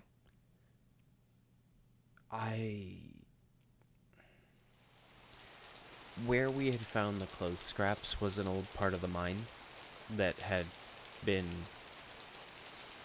basically collapsed in on itself. And I'm not sure as to what could possibly call those places home, but they're down in the mine. And as one of the spears, I can't necessarily walk away from the temple, but once we had found something, I was going to step out to help as one of our main combatants. With no information, I can't do anything. I have no reason to mobilize. Whether you find information or deal with the problem yourself, I am happily willing to pay you a little extra to help us with this, or I can talk to the city to try and get you paid a little bit more for this if you can solve the problem yourself, but the main payment is for us finding the problem. And since we never found it, I can't accept in good faith under Tera's name any payment for this job. And if it is some kind of creature or some kind of monster, then obviously we should have found it by now. If you find information on it, then that's great. You can bring it back, and I will hunt it down. But if you can solve the problem yourself, I can talk to the city about how you've helped in that. I suppose the creature might be highly intelligent. If it is a creature, you never know. We just have to go in Well, and check it out. From what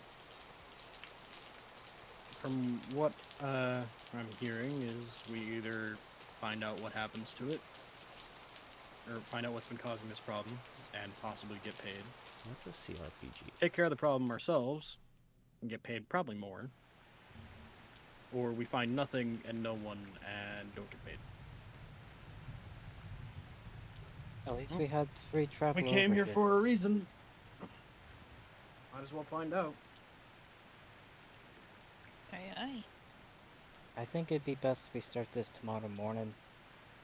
What time is it? At this point, it's Late afternoon. late afternoon. Not necessarily sunset yet, but it is getting there. Would Darrow, based on the details given, would Darrow know anything with a history check and soldier background on anything like that?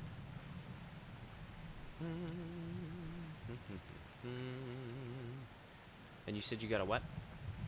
14. A 14. Are you Mhm. sure? 13 plus 1.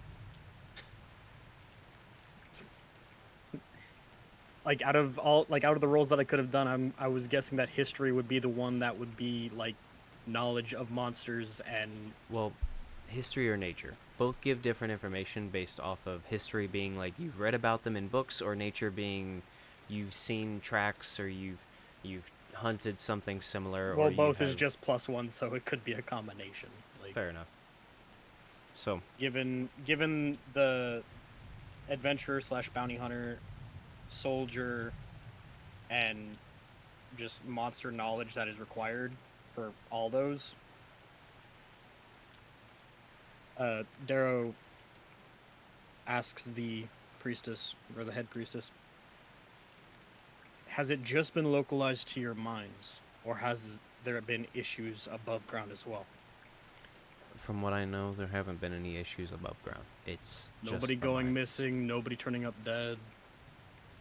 No. How about the other mines? If there's more mines around here. This Any issues whole over there? city is one big mine on this side, basically. Understood. Does Darrow know anything if it was monster related? There are a Or sounds number monster-related. of monsters and creatures that take up residence underground that could cause this. However, it's not exactly because of it being a 14. You're not exactly certain you can put your finger on which. It's too broad of a spectrum to Yeah. know what exactly it could be. Yeah. We don't have any clarifying information yet. No, honestly, not really, but on the off chance, might as well have rolled for it. It's Considering that It's a there lot. hasn't really been anything outside of the mines, I don't want to rule out a human element, but we'll just have to figure can this out never- more. You can Thank never you. rule out human. Thank you for your time. I guess Thormir has the right idea. Let's go to the rat's ass, get some drinks, think You about know- our next move, and then we'll deal with it in the morning. No, you as you say that, just funny.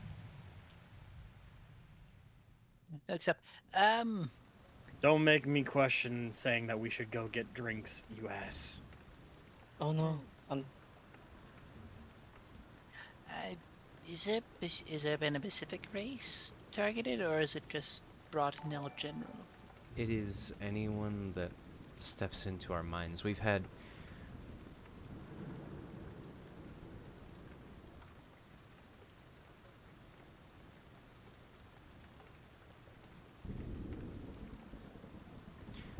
there's a number of people. Thank you for the follow, by the way.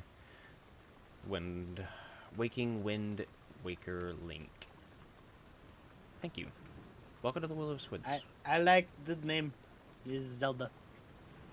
But there are a number of people that have been going missing. We have a number of people who work in the mines. The mines are our flame in the city. We get everything from the mountain, and it's easy to get with Tera's plentiful love to the city. But we have humans, orcs, not Kaji. I was about to say Khajiit. That's Tabaxi. We have humans, orcs, kobolds. Does he have wares? Tabaxi. We have all walks of life here that take jobs in the mines, and no one race has been targeted.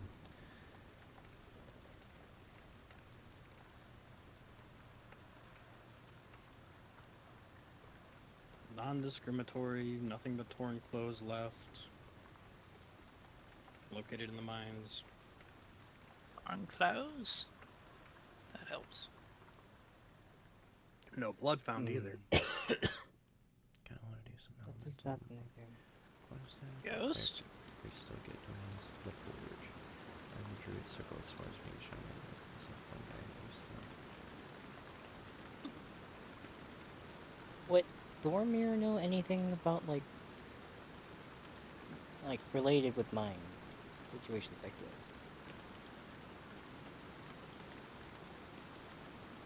You can roll a history or a nature check.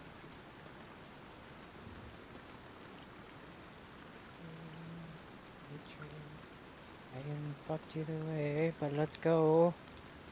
I'm gonna go with history. Let's go. I got a solid 6, so 5. That's a long list of possible issues. Yeah, I bet with a 5. Darrow's sitting there like, it could be this, it could be that, and Thormir's just like, it's in the hole in the ground. Did I help? It's mines. There's a lot. People are going missing. Yes.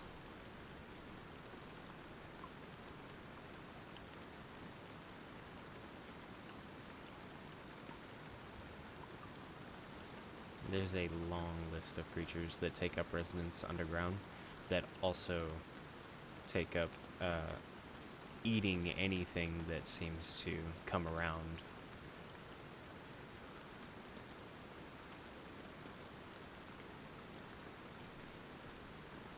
Okay.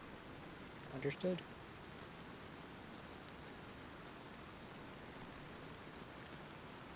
All of that. I like to go to the rat task.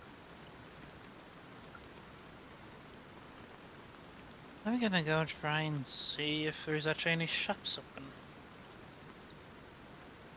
You always Later in the get- afternoon, they're probably closed, Lars. Exactly, you always get. Why is it that we always get here and the shops are closed? Because people have lives, and we are traveling. You know, Lars Just- brings up a good point. I'd like to actually get some items before going into the mines, just to be like on the safe side. As you all travel, if you all are wanting to check out the herbalist on the way, it is actually open. Oh. Neat. Would you know if the armorer is open? I'm now a gnome in a candy store. Oh no, that was just DM to player stuff. If you want to try and look for an armorer that's open, it's up to you.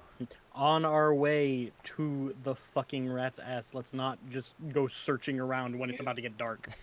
No, no, no, no. We all know sake. better than to do that. We're fine. You're not fine. But And I have to ask, when that axe hit me in my stomach, did that damage my armor? Probably. Wouldn't I have to get my shit prepared? If the DM. We're about to make this world a whole lot more immersive, I guess. odds He's are rolling evens. dice. Oh man, I done did this to myself. Yeah. Let's did. say No. You did this to all of us, you little fucker. I'm gonna try to go with the odds in my favor, so odds. Oh yeah. Yeah. Yeah. As a wizard, I have many reasons to say. Dude, why keep do my you mouth open shut. your fucking mouth? Why do you open your mouth? You said the odds are in my favor, and guess what he's gonna roll? Fucking odds. Hun. Let's see. Let's see. Go on. Tell. Come on. Tell me, DM. As you Do I have to all do walk, some charisma? and as you are taking inventory at this point now, after your travels are done, you've gotten your job information, you know what you're looking for now at least, and you know who to talk to next. You look down and you realize a lot of your stuff is kind of worn out. Not in the sense of like it's unusable anymore, but Thormir, you got a pretty good gash in the side of your armor. And Darrow's taken a few hits here and there. Not much, but he has taken some hits. And Isn't his magic or enchanted? Thormir, you also have tumbled off of the carriage a number of times, so you've got a few dings. Lars, you don't wear armor, do you? He does magic armor and has robes. Well, your robes are getting kind of fucked up, because you did go through the top of a carriage. My poor hat. My poor hat. You all look kind of you're not exactly the sparkling sign of health and safety anymore. We're adventurers. This is kind of the fucking job. Yes, but there's looking like an adventurer, and then there's looking like you all. Damn. You all are... Yeah. You're dinged up. You've got a few gashes here and there. Your armor is getting worn out. The gnome is very rough with his robes and hat now. It looks like a rough sponge. Got it. It looks like if you had taken a sponge and used it like you would a steel sponge. My poor hat. My poor hat. Yeah, everything's pretty worn out, in all honesty. It wouldn't take much to fix it, don't get me wrong, except Thormir's armor. But, Yeah. for the most part, overall, everything's pretty well worn. It definitely looks like you all have seen some adventures, and it's only been about 2.5 weeks. I wonder why. Gee, our first Well. encounter was a giant fucking automaton You're welcome. that Let's- almost fucking killed the gnome. And let's not forget the damnation that is that rotten corpse giant. You're welcome. You just don't like that one because you almost died to it. Oh man, that axe almost cut me in half. That's the funniest thing about that one is it like in the span of D&D that one took not even a minute. Oh, I know. The other ones took a couple minutes. No. The fucking goop monster was like way too long. Fuck. Oh, Venom? Yes. I almost died to it. Fucking Yes. you couldn't hit your shots. Yeah. Oh. Almost killed Jade. Oh, that's right. You did take some hits. Some? I got to 4 health. Yeah, 4! your armor's looking pretty rough too. Yeah. Oh, you did that to yourself. It would be the boots. He also bit into your side, so Not my side. or your fucking gauntlets, shoulder. yeah, or the shoulder Shoulder. pauldrons, yeah. So your pauldrons aren't looking great. It's not too much damage, but it's also like when it happened, it was kind of. And he clawed into your arms to try and claw that, Oh, yeah. and your armor did that job, so that's good. But He went for a a neck kiss. everything's a turn out little so well. fucky on y'all. Everything's worn out. Everything's tired. I'm fine. My armor's serving its stuff, kinda, and it is. My armor is serving cunt. Shut the fuck up. We're not playing Monster Hunter right now. Shut up. I like to repair my shit. Well, we have to find a blacksmith first, and if we don't find a blacksmith before we hit Well- the fucking bar, we'll do it in the morning. Yes. Of course, but we need to go to an armorer, not a blacksmith. Unless you have chainmail, then that's a whole entire different. Lars has started walking. Chainmail, plate, mail, and leather. Well, somewhat plate, not a bunch of plate. Mine's armor, like in leather armor, so I have to go to an armorer. Accidentally goes If to I a have- tanner.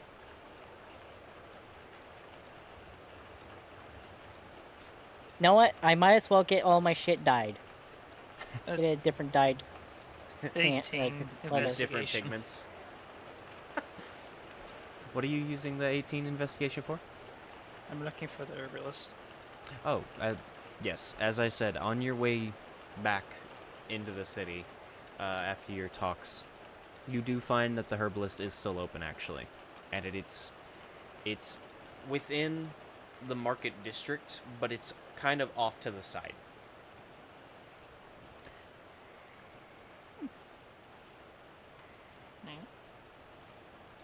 And I'd just like to roll for perception.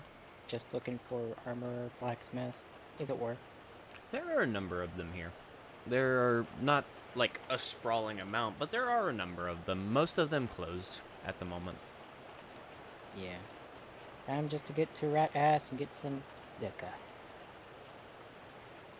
But you do find that the herbalist is still up and open, as elves do not have to sleep as long as most other humanoids.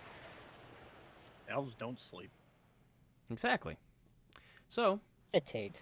Except when he won't. 18 perception. FYI. for... Looking out. Oh, okay. Well, Looking Yeah. for any useful shops. Looking for fucking city guards in case need to go invisible. Where's the that cat? does happen a number of times. The cat's still The mad. cat. She hasn't been around because we went into a pocket dimension. Yeah, we met Fate. She was nice. But Apparently that's big sister that fucking Rose does not fuck with. I still like going with Goth Mommy with her.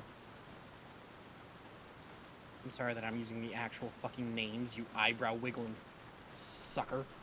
Someday my eyebrows will work on her. No. Someday.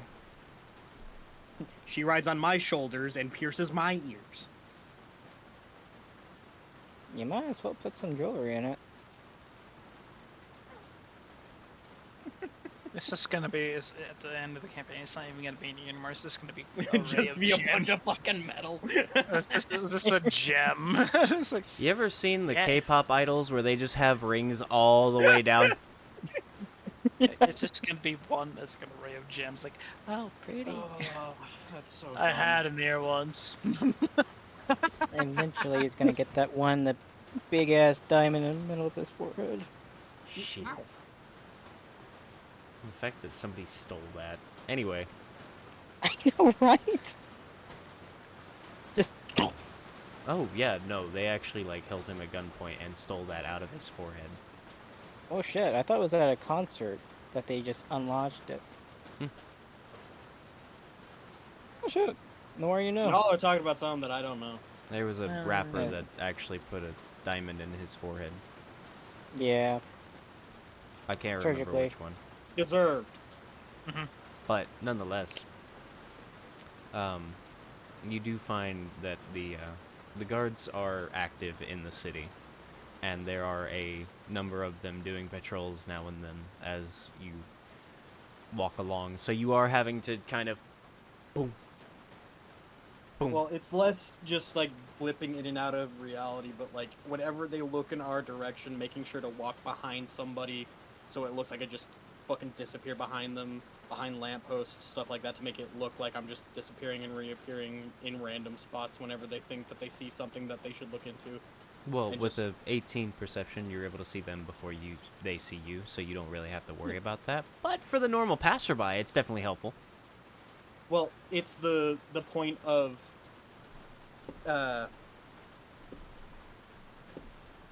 what's the word I'm looking for? Regardless of if they see me first or not, I am doing it just to be safe. Nice. I Nonetheless. don't like that he's rolling. Be cautious. Yes.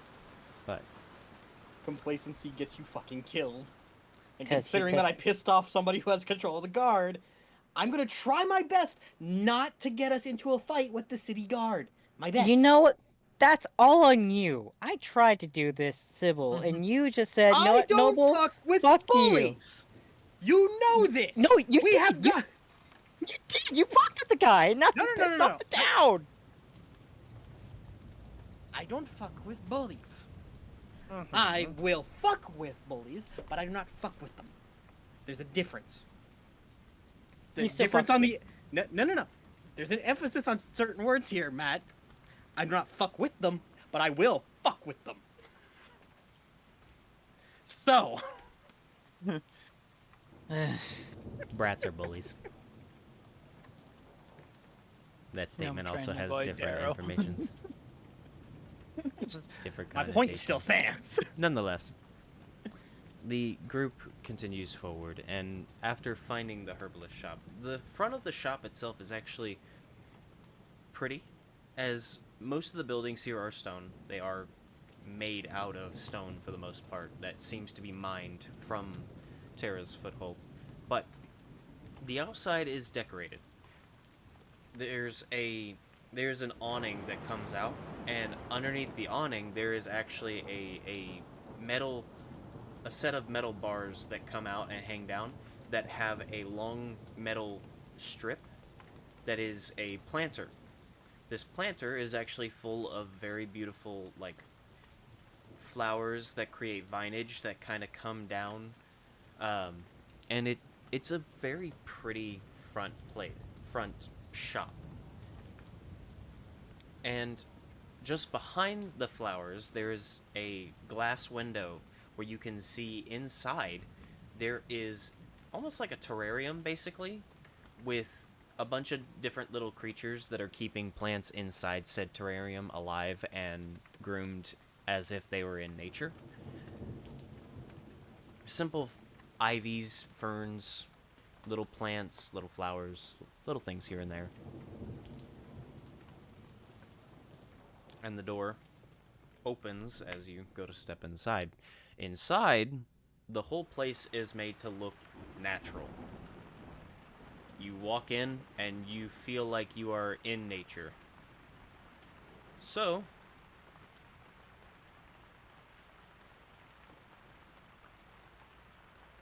this person seems to take a lot of time and effort into the idea of keeping these plants as close to their actual habitat as possible. Even some of the plants off to the side that are in their own little display cases with different elements. This is a good sign. This is a very good sign. Well, it's definitely impressive. Beautiful. Fresh ingredients. Hey, Matt, you might want to start rolling to see if you see shit that you want to grab. You know, poison was- arrows and shit. I was already thinking about it. Except We all know that this is a fucking candy store for fucking crack boy over here. Oh yeah, we all know that. it is. Would I Hello. be? Would I be rolling for nature, or perception, or It would be investigation? nature. Nature. Ha ha ha. I was right the first time. Mm. So that would be 11 for nature for me. 11. Yes. 11. 11.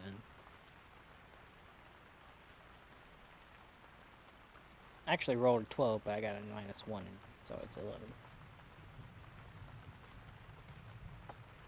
Oh shit. Goodbye, dice. Have you been able to find your D6 that you lost? D12 and no. D12. No. Unfortunate. No, I have not. Still very pissed. It will show up randomly one day. And now you've talked about it, and my brain says, find the fucking thing. Sorry. You're mean. Not trying to be. I was genuinely curious if you did find it. You're mean. Very rude. Oh no, you know I'm always purposely being mean. Very mean. I bully the crap out of Levi all the time. Very mean. And then 2 words, James, Matt. whatever I feel about it. Automatic shotgun. Fuck you. I have the sound going off in my brain. Or you're something that makes you even more mad. Relinquished. English is amazing. I love that card. I love registering. This is awesome. No, here's the thing. We played a game. He was absolutely kicking my ass. He fed life points to Raw to get the character to 39,000 attack. Oh no, 39,990 health. He had 10 life points left because he kept just getting the life back and feeding it in, getting life. And he's like, okay, I think I'm going to kill you now.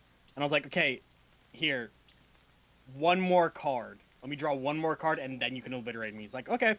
And off the chance, I pull the top card, and it's the spell card I need to summon Relinquished. I play the card, summon Relinquished, and I'm like, all right, I'm going to use Ra's body shield.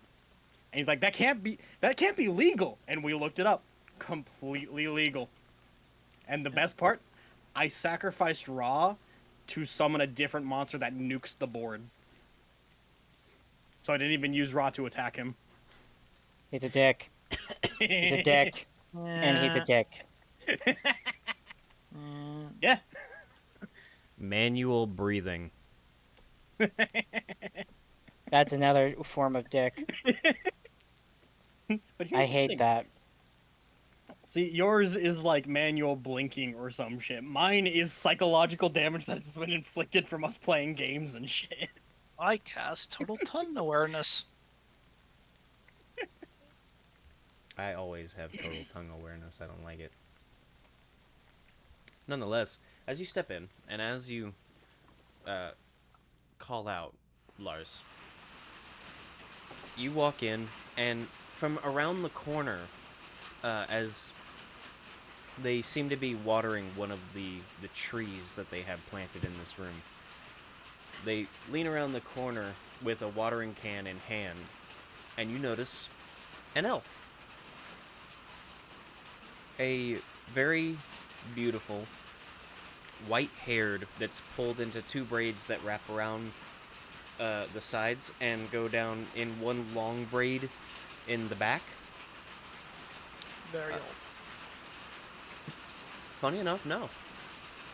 Ooh.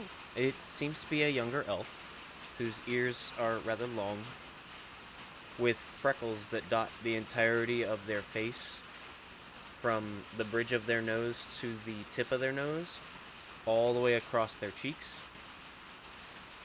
A very small frame, only standing about 5'8", which is very short for an elf.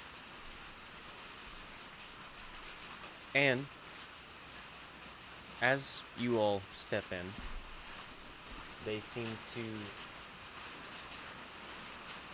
frantically begin finishing up what they were doing. Just a moment. I'll be there just a moment. I have to finish watering this, and I will be right with you. If you find anything while you're waiting, please feel free to ask or go on ahead and grab it, and then I can check you out afterwards. Is there anything specific that you're looking for?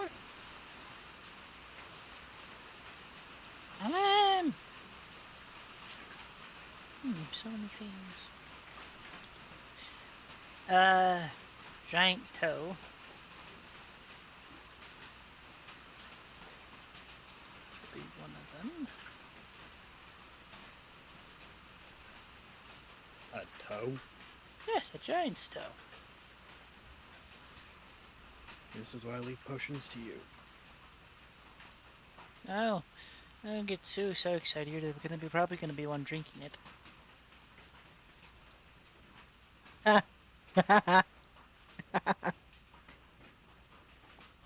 Actually enjoy how I know that. Back in Giant's toe, I do not know. This isn't Skyrim. The elf I don't is know how still much. holding the watering can as she kind of stares at Lars, a little confused, but then giggles. I'm not an alchemy shop. I deal in plants. Oh! Way to go, Lars. Oh, that changes things slightly. Do you have any purple dragonfly Ziplo? Typically, it's a beautiful rose velvet combination. It's I know the leaves one. are. Oh, I perfect. know the one. What are you looking for that for?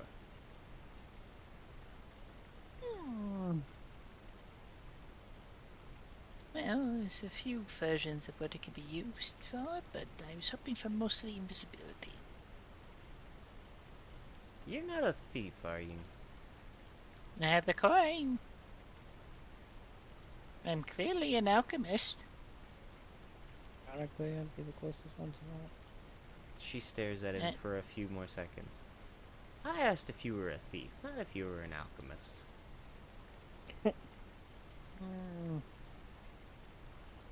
Only thing I can think I could be a thief of is maybe your heart. Roll a persuasion check. 7. He said it more accordingly, but A 7? mm-hmm.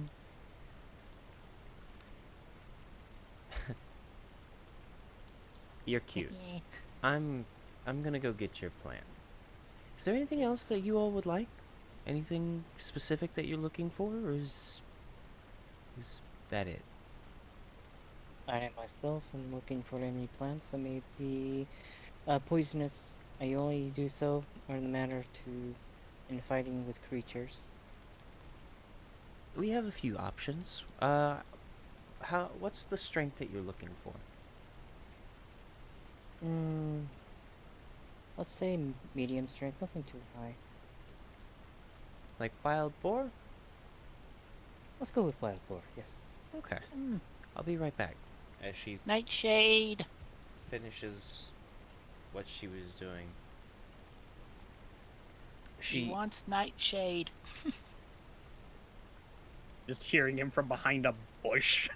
She then goes off and further into the shop behind the counter, where she starts looking through these jars that she has on a number of shelves along the wall.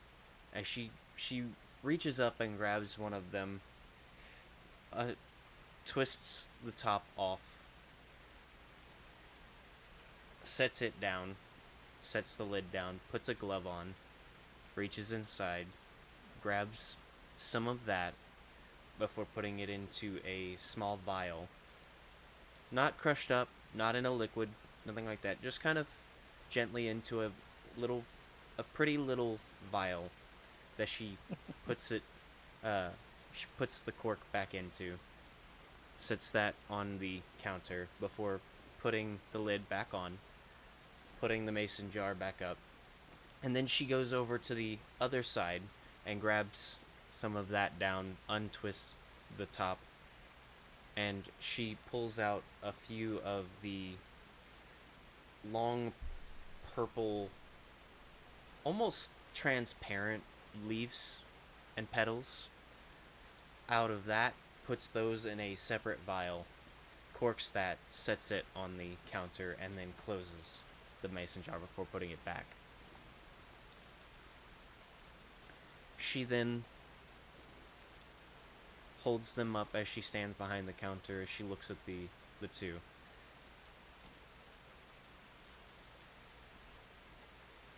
Dragonfly Lily? Yes. She sets that on the counter, and then she looks to Thormir. You were wanting something that puts down a wild boar in size. Yes. This is not Nightshade. Nightshade is strong, don't get me wrong, but it's not strong in small doses. Understood. This will help you with putting down creatures whose constitution is a little higher than other people's, as she then sits it down onto the counter. That is Owl's Eye. It is dangerous if consumed straight, so do be careful of that. Its petals do cause irritation to the skin, so keep in mind using a glove is the best idea when handling it. It can be crushed up or turned into a liquid.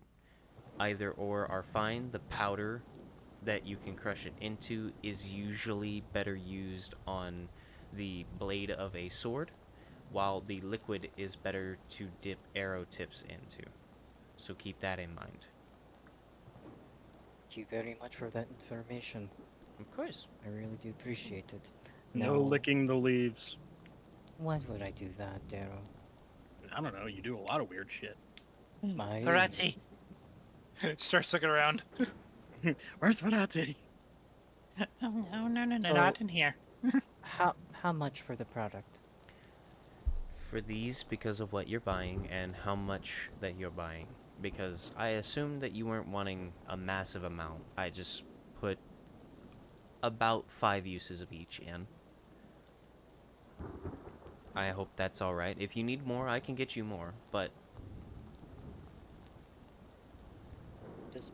At this moment, I'm sure I'm fine with just what you've given me. okay. As I know of, these, because you're coming in at this time and you are buying these specific and you knew exactly what you were coming in for, how about I charge you for both of these vials 4 gold?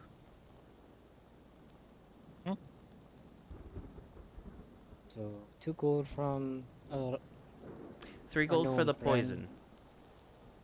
Understand. Yeah, I'll Poison gladly is more give you that. dangerous than what he's asking for. Quite understandable. If used properly. I'm gonna keep my mouth shut. Do you have any Vorpal root?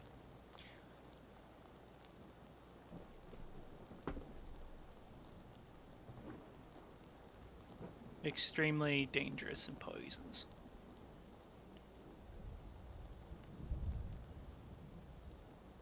I cannot say that I do. That is a very dangerous ingredient, and I don't know what you would use it for, so... We're clearly buying poison for, avenging purposes of putting down creatures. Yes, you say that. However, liability says if you're saying that and I sell it to you and something happens later on, I'm held responsible. So you do That's have very some then. respectable. As far as you know, no, I don't. She says with a very light smile. He rubs his nose. Oh, hey, you're fun. Okay, Vorpal roots off the table. How about Giant's Bane? Funny enough, I think I've got 2 or 3 of those. Fantastic. It is a little out of season, so they are dried. Is that okay?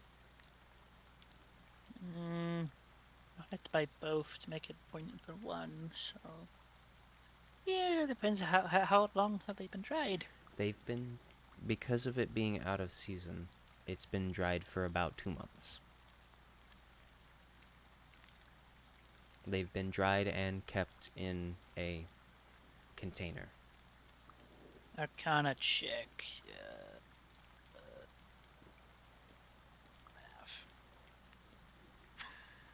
You know, I feel like it's definitely time for something like this.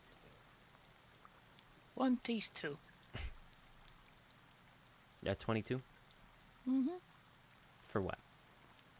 Arcana. And what are you arcanaing? If I'm how much I'm gonna have to buy, and if it's all right for me making a Based on how much stronger poison. Based on how much she's giving in the vials, you would probably have to buy 3 for a poison that could take down what Matt is wanting to ask, or what Thormir is asking for, which is the wild boar. It would probably take 2 or 3 of those vials that she's giving out to take down a wild boar, because Giant's Bane is good fresh. After about 2.5 months, its potency starts to lose itself, and it's not as useful. It's good for cooking, though. After about 2.5 months, it's actually a really good, it's a really good earthy taste that gives a little bit of a kick.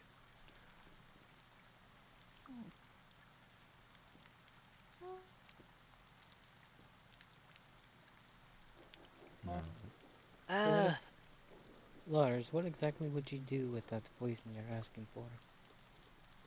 Well, over the past few bits, we have been dealing with some very extremely dangerous things. I go over And to the elf woman and I try to use persuasion with her. how so? And just showing her my armor and explaining we have been adventuring. I say this in Elvish, actually, too. If she knows it. I would hope so. She is no. You never know! You never know! Hey, motherfucker, just talk in Elvish, and if she knows it, she knows it. I am. I'm getting there. If she doesn't know it, she's gonna call you a racist. Yeah, And I roll the dice.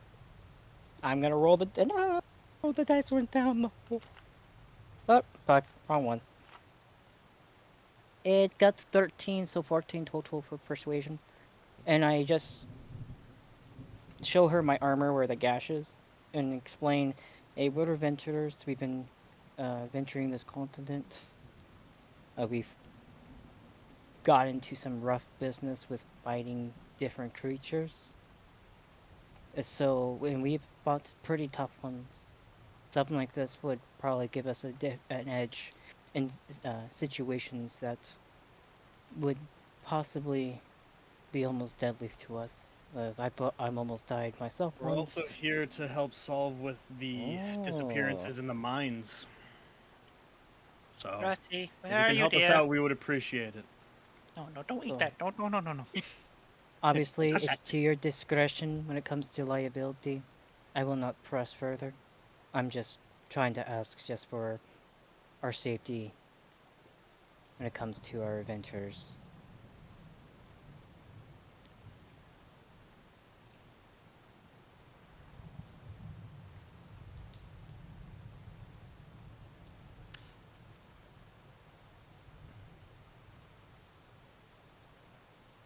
What I've given you, I think, is strong enough together.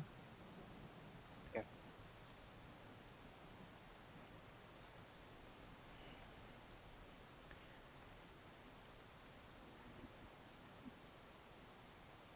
She then looks at you 3 And she kind of stares at Darrow for a moment after what he had said, then looks to Thormir.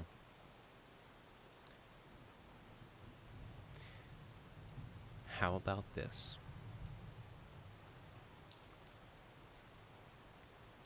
These 2 vials, and then the Giant's Bane that you're ordering, how much are you wanting of that as well? I was hoping for fresh, so I'm gonna have to put that to the side. Okay. For How what you've much ordered, interested in cooking? you're paying 4 gold. But of course, if you want to tip 8, there may or may not be leftovers out back that Well, you all could make use of at some point. I like her. Lars, give her what she asks. Oh, set her 9 gold. we Oh, appreciate right. it. It just picks a few things. This is specifically he's going While for. he's fiddling around and like gathering all the stuff. He's just Do you grabbing have stuff. any information that you know of, just being a shopkeep here, of what's been happening in the mines? I've heard that people are going missing. I know that more are going missing lately.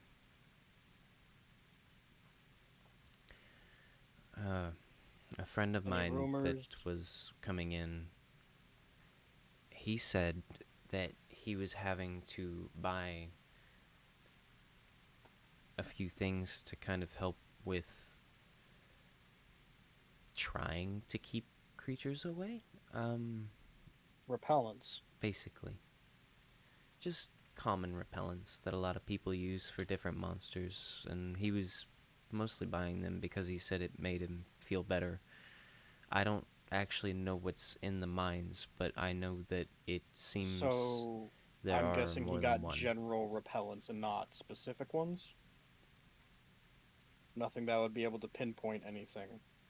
Nobody knows what's down there, and he, like I said, he said he bought them because they made him feel better. I do know that whatever it is, he says that there's got to be more than one. One creature couldn't possibly do all that damage.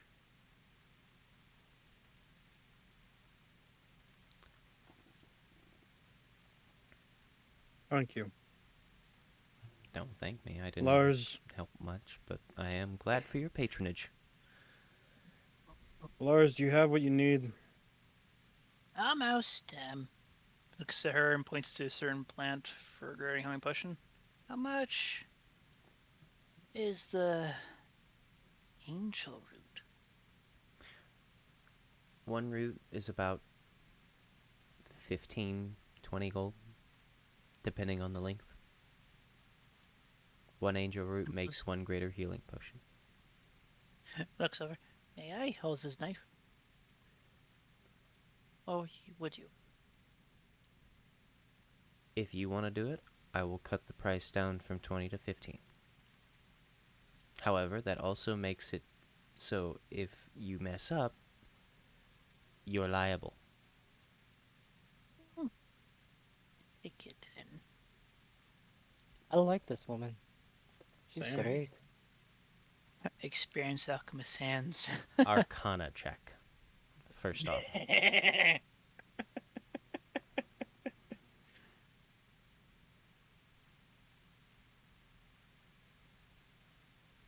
I'm okay with this.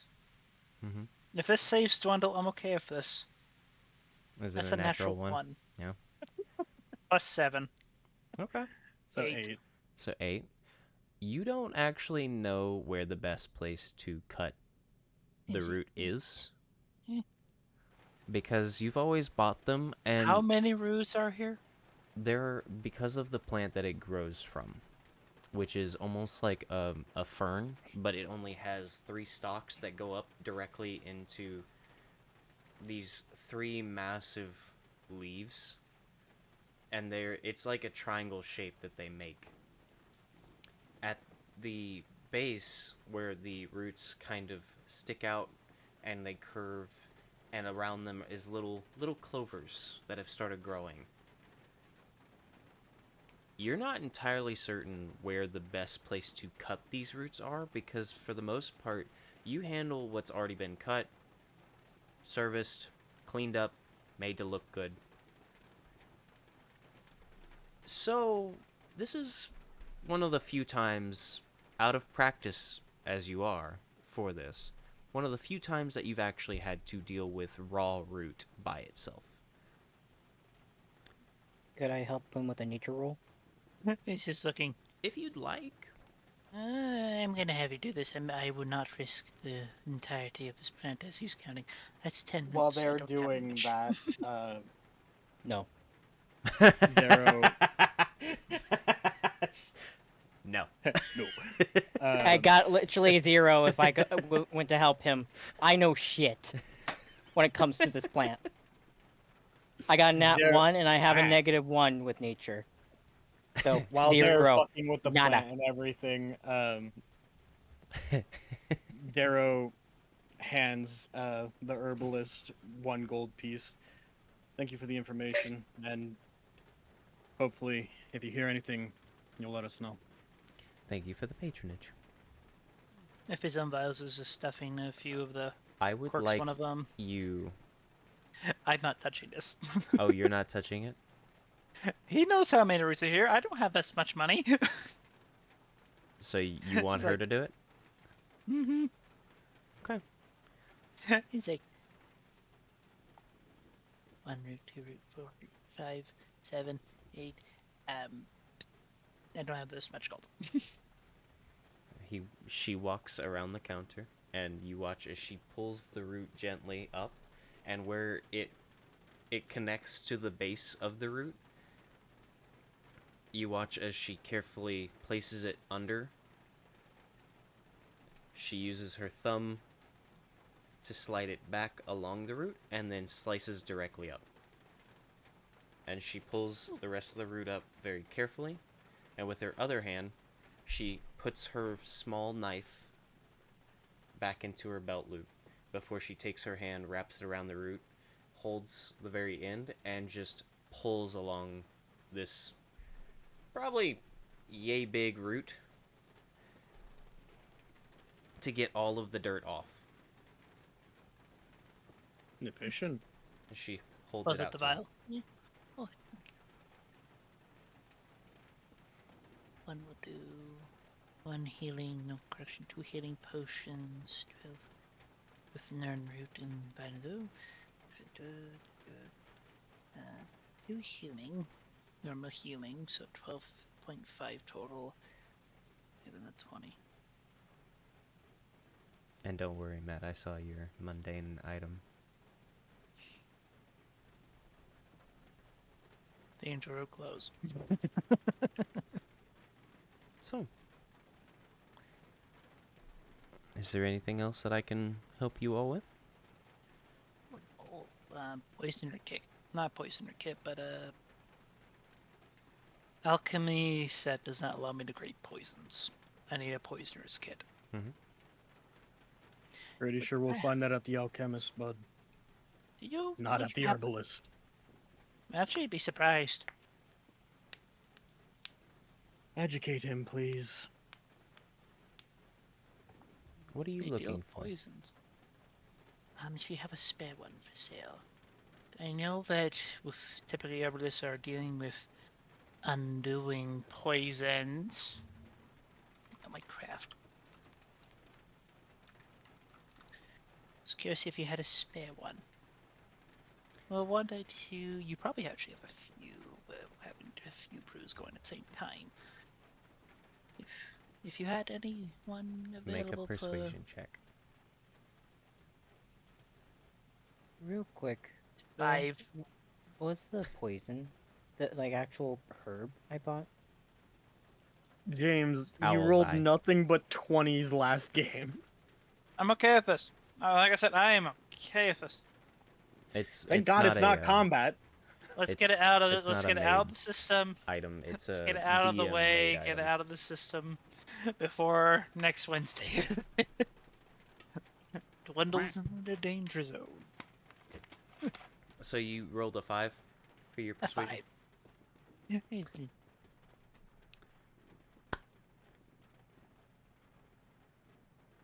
If what you say is true, and you all are actually going to help with the mine, when you get back, if you can give me the name of one of the miners that has gone missing, and I don't mean their actual name, I mean the nickname. If you can bring me that back, I will sell you, if I have one, a poisoner's kit. How about that?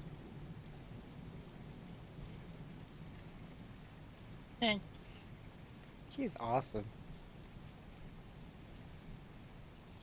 Very fun. So, how much for these? He points to the herbalist dispense. 20. Takes out 20 coins. Again, So- this is such good quality. So total, what you're spending, you've got 4 for the 2 vials that you bought originally, and 20 for that root. And here's the greens for normal healing potions. And the what? He just grabbed a bunch of very useful roots for making normal healing potions. Each of those little bits range from 5 to 10. You've got 2 that are good for normal healing potions. 1 each. Those are both 5. And you have 1 that is used for healing potions that actually will make you 2 if you use it properly. So that one's 10. For a total of 20 gold for those. Oh. Wood. 20 minus. Yep, there you go. 20 for the angel root. 9 for the hands up 40. Hands up 50 gold. 1 extra. Thank you. Is there anything else that you all are searching for here? I would like to see your scraps. Those will be out back. Is that way? If you go out the front door, there may be a alleyway to the left side of the building. If you go around back, I usually throw out old and useless herbs that way, if I can't repurpose them for the orphanage down the street for cooking.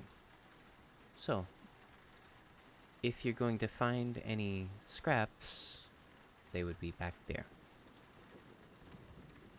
Again, thank you for this wonderful information, this wonderful experience. Look at your herbs. The herbs and plants here are fantastically taken care of. Well, I'm glad Such that a you fine think so. quality. She looks to Darrow. Are you sure you don't need anything?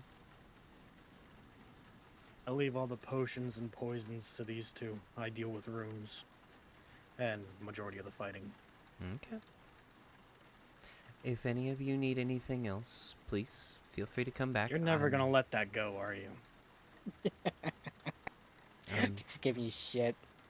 I'm happy to sell you all whatever you need. But, as I said, there will be some leftovers out back normally. And bring me the nickname and you can have your kit. If I do happen to keep those.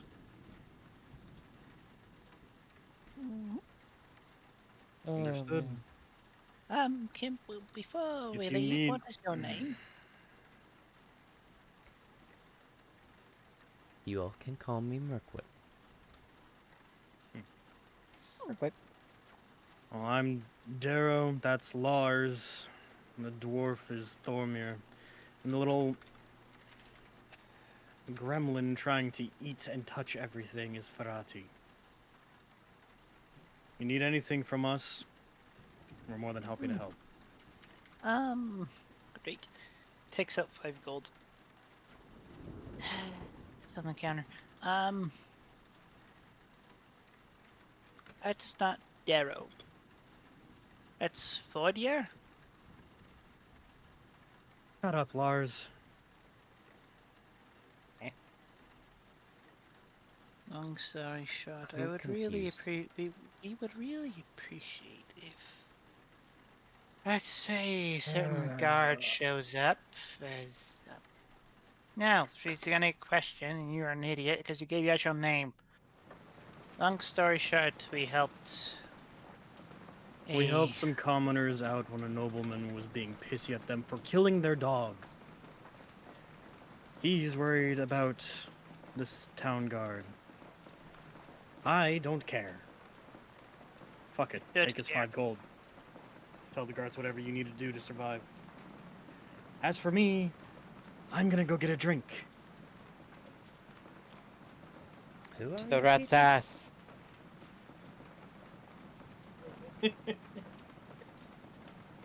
You two are very petty. Shut up and let's go, Lars. I don't know who you all are, but please feel free to have a wonderful evening. Thank you. You don't need to be telling random fucking people that we had problems. They wouldn't know otherwise. No, I'm gonna get trailed. You never And know. if we do, we will deal with it. It's not like I lost my father to this. No, no. Just take it like a bad piss off you. Backstory. This goes the other way. And you all are going out around back? He wants to go look through the scraps, and then we're gonna go to the. There is no scraps back here. However, on a small stone wall that leads from it's one of those stone walls that's on either side of the staircases that goes down to a door that's lower into the back of the shop.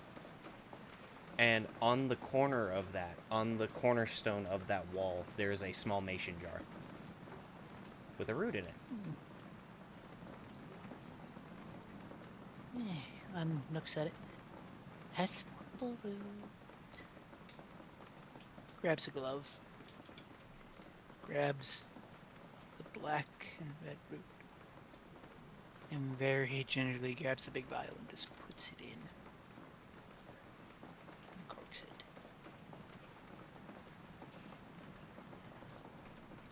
I can't be seen with this one.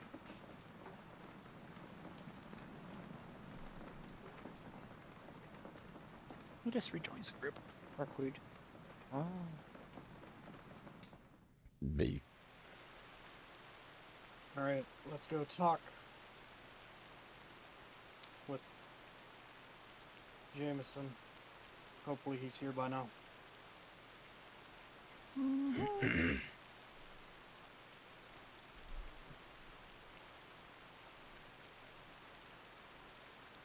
Alrighty. The rat's ass. Investigation checks, as he didn't actually tell you where it was.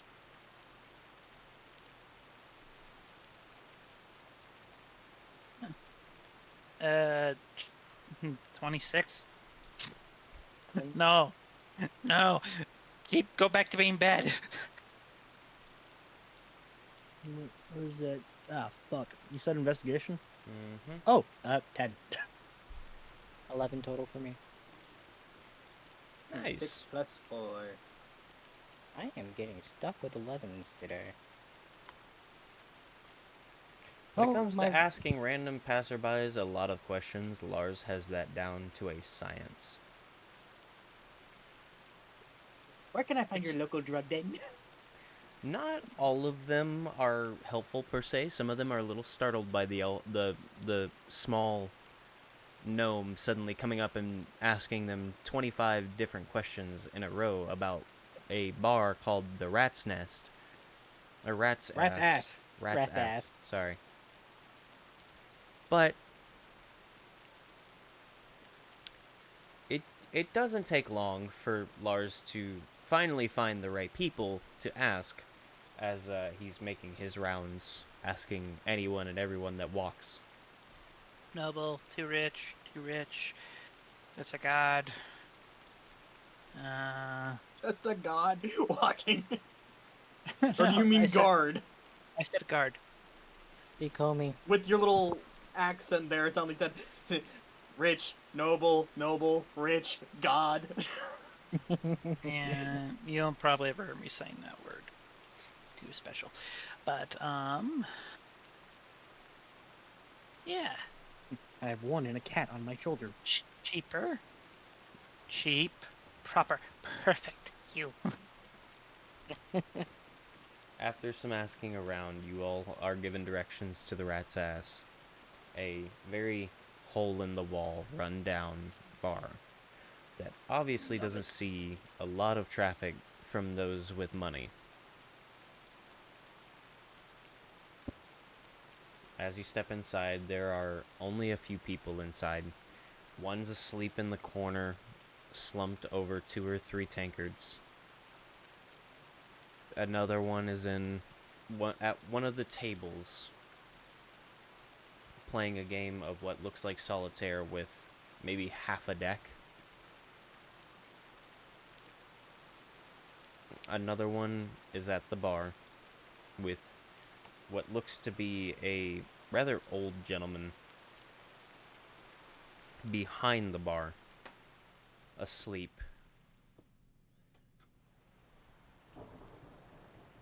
And at the end of the bar, closest to the wall that you all enter the door from, you actually see Jameson sitting at the stool next to the stool against the wall.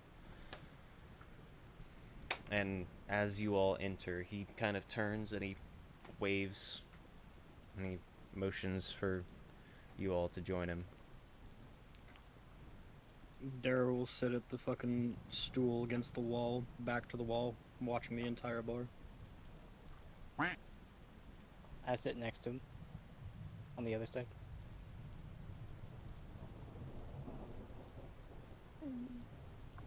How's your daughter doing?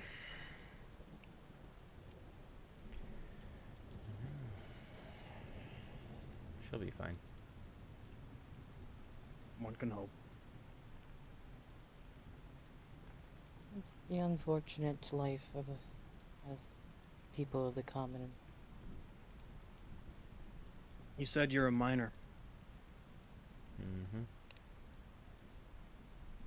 Oddly enough, we were hired by the church to come help you with your problem. And just so happens that we run into you and couldn't ask for a better insider source before we go talk to the official muckety-mucks about what's going on.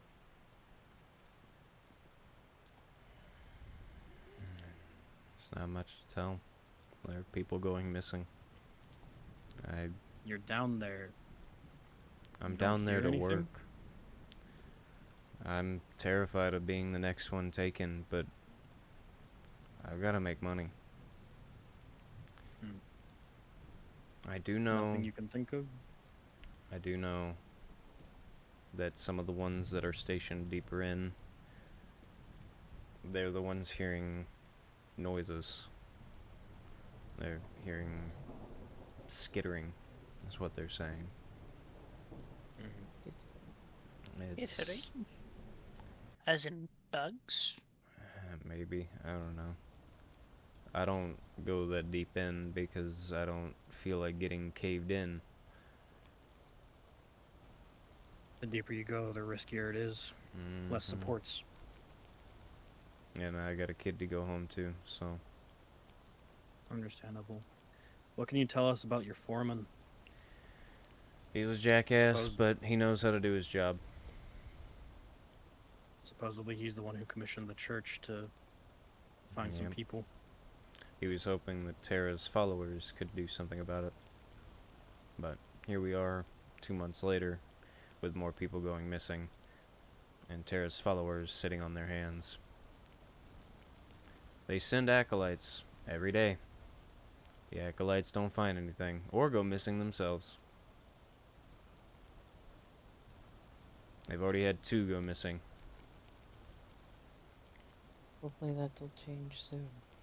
Yeah, hopefully something will be done, but, 2 months have passed and nothing's been done. Well, that's why we're here. Is there anything you can tell us? Anybody that we should talk to, in your opinion? Any rumors? Anything that could help us at all? The miners that work in the deepest sections, there are only a select few of them that actually do it, and they do it because they know that it makes the most money. And they can support themselves if something happens. There's a Goliath. His name, well, call him Rock. He's one of the ones that works the deepest in. If you can talk to him, he's the one that's been dealing with a lot of that the most. He's been paranoid lately. He says he's hearing more and more of that skittering. Go talk to him, I'm sure he can point you in the direction. Any idea where to look for him? Deepest part of the mine of that day. The foreman should be I able to was give you hoping more that- information. You have no idea where he hangs out outside the mine? We all have lives outside the mine, and we're there probably 16 hours a day. Jesus. Alright.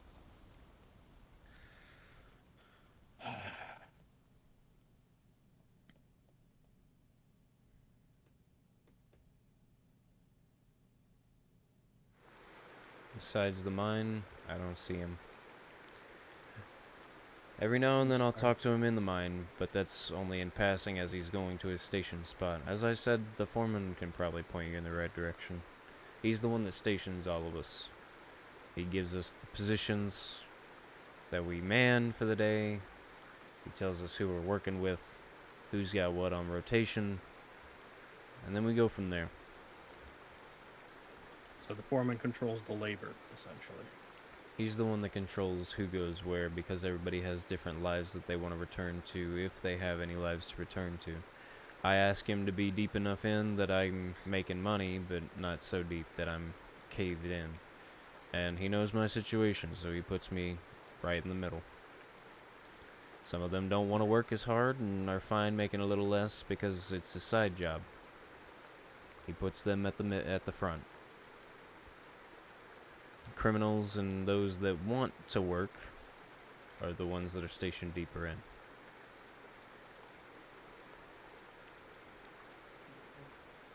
Alright. I guess on to the next topic that at least will give us some more answers as to what we should expect. You live here. First things first, Daryl. What? Gestures to the bartender. Can we get some drinks, please? Jesus fuck. Yeah. You're not gonna get Jerry to answer. Here. He then leans over the bar as he stands up. He grabs a bottle and sets it on the counter. As long as you leave some gold, he doesn't care. Or, well, I like this place more and more. as long as you leave enough for him to buy more, that's all that matters. Thormir, pour some drinks. You can pour your own drink. It's behind the bar. Pours my drink, hands over the bottle to you. Here you go. For someone so short, you have a lot of fucking attitude. Whoa, you have no clue. I'm actually generally just trying to be Arrow. nice to everybody. Swirls his drink. What can you tell me about the nobleman? I can already tell that we pissed off somebody powerful. They ransacked and destroyed a church-owned carriage. Yeah. Clearly, he doesn't care about pissing off the locals, and he doesn't seem like the type of person who gives a shit about anybody below his class. He doesn't care about anyone that is making less money than him. That's the Tierson family.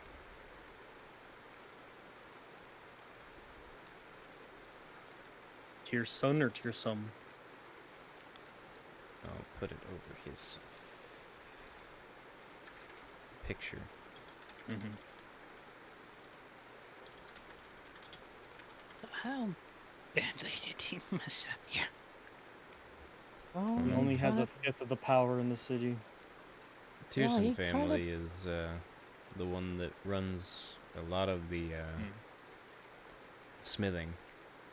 They're the ones that make armor for the guards. So a lot of strings when it comes to the guards. Yeah, Understood. enough.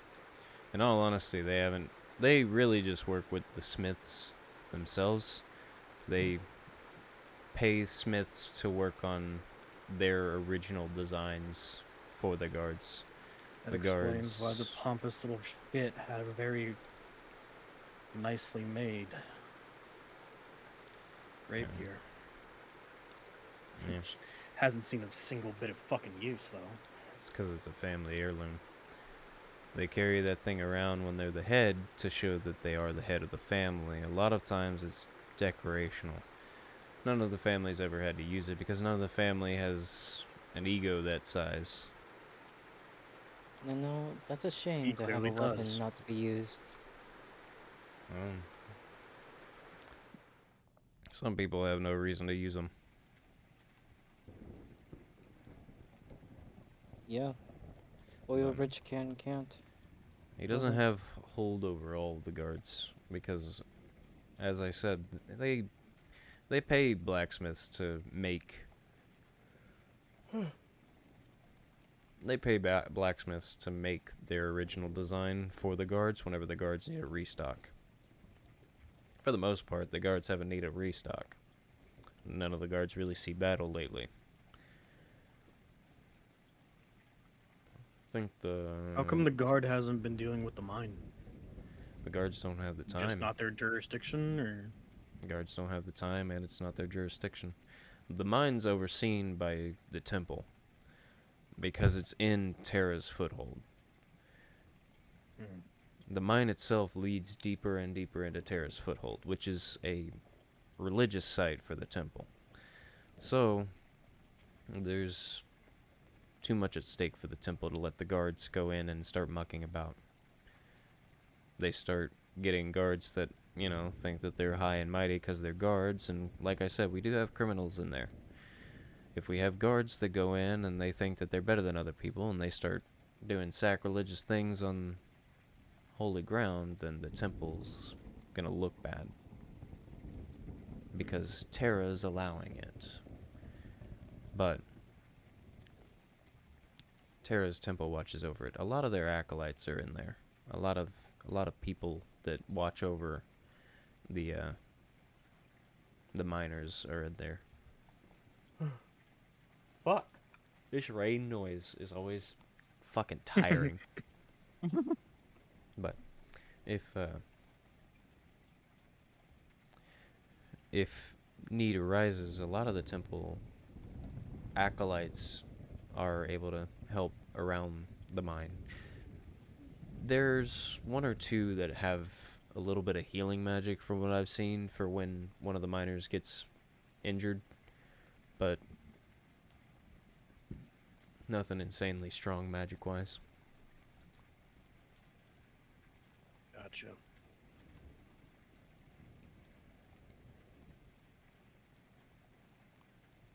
Not all the guard is under Tierson's hold, though. As I said, Clearly not. He's one of 5. It's No. not the main one. I appreciate you sticking your neck out and giving us this information. I ain't got anything else to lose. Well, and he Only thing Darrow that- slides over 5 gold. Hopefully this helps you out at least a little bit. Let's hope I can keep it on me.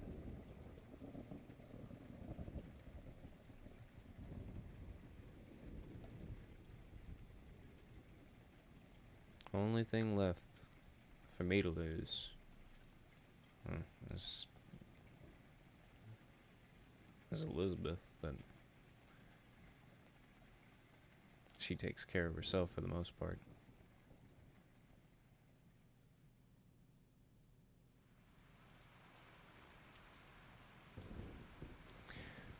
if you all are searching the mines for those creatures, or insects, or monsters, or whatever it is that's going bump in the dark,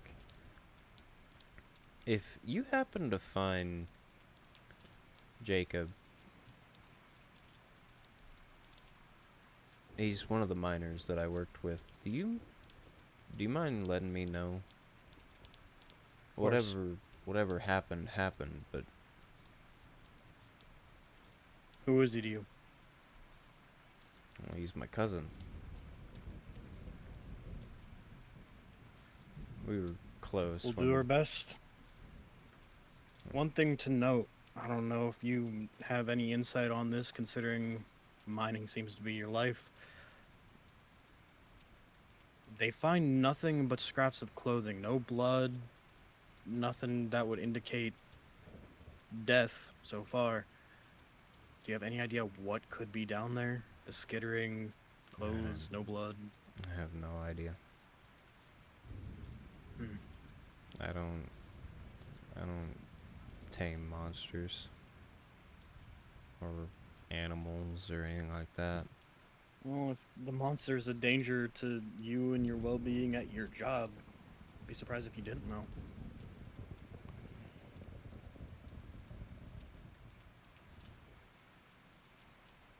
As I said, it ain't a danger to me. Not yet, at least. Darrow looks around, rolling perceptions 9. Just more or less watching the bar in the background while having the conversation. It still looks pretty empty. The one that is asleep in the corner, it snorts and he kind of jostles for a moment before he lays back down, his head now turning to the other side as he goes right back to sleep.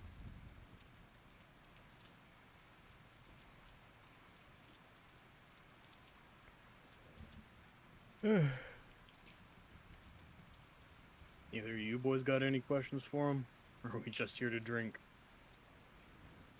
At this point, it's most worth to just drink.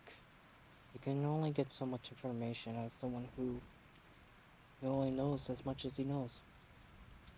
Wish I knew more. You Not know we more all. than enough. Any idea where we could go where we don't have to deal with too much bullshit from the guard or the Tiersons? We heard one name.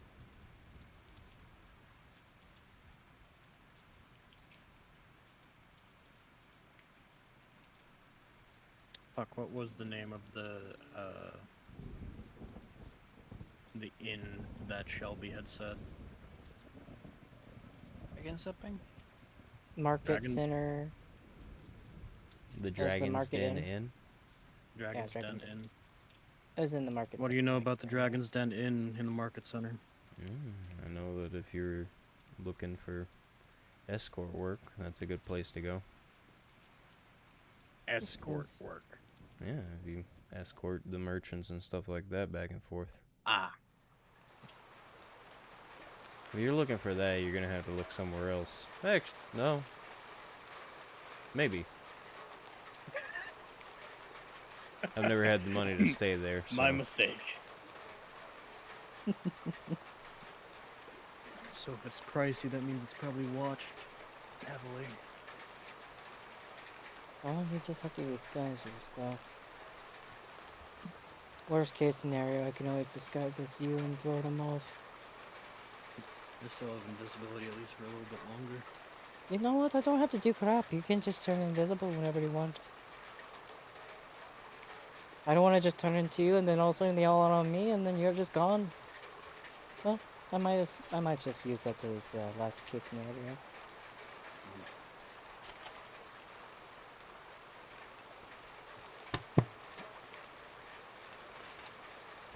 Appreciate the information, Jameson.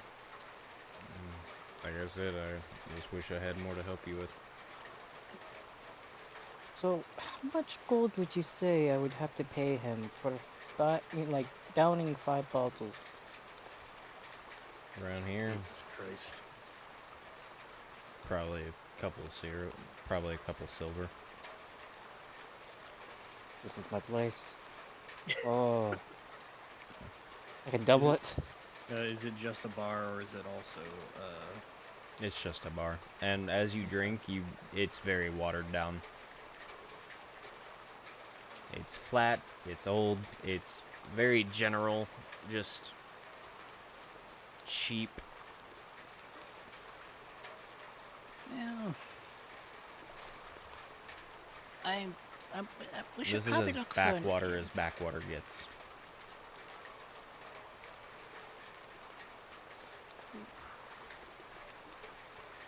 You were saying, Lars? Darrow slides him the 5 gold to Jameson for your troubles. Hopefully it helps you with your kid.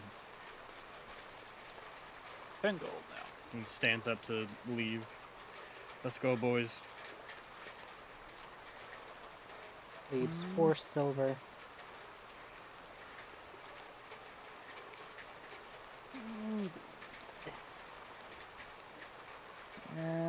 How drunk does Lars get considering he's tiny? No, he didn't drink. Pussy. I He could looked probably, at he looked at the quality. He's like,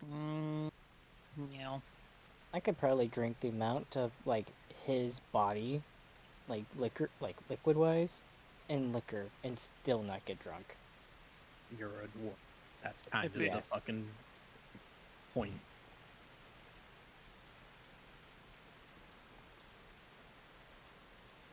Just that liquor is just more for taste.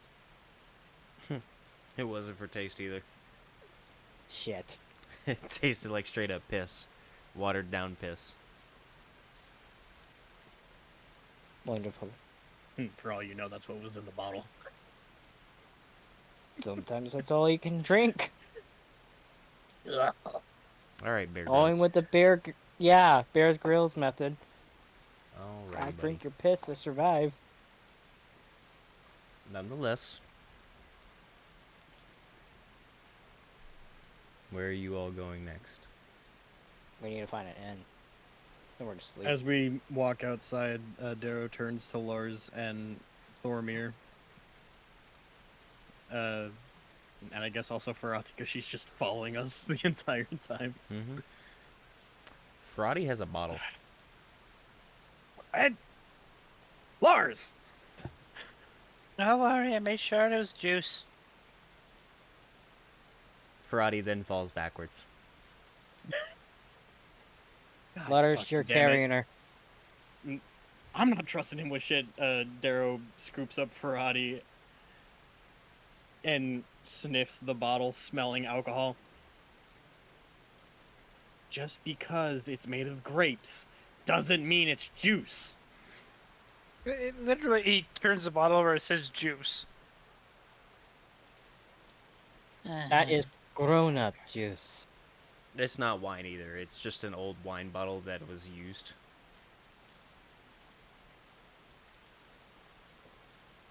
Is she conscious or is she Oh just no, like... she's snoring.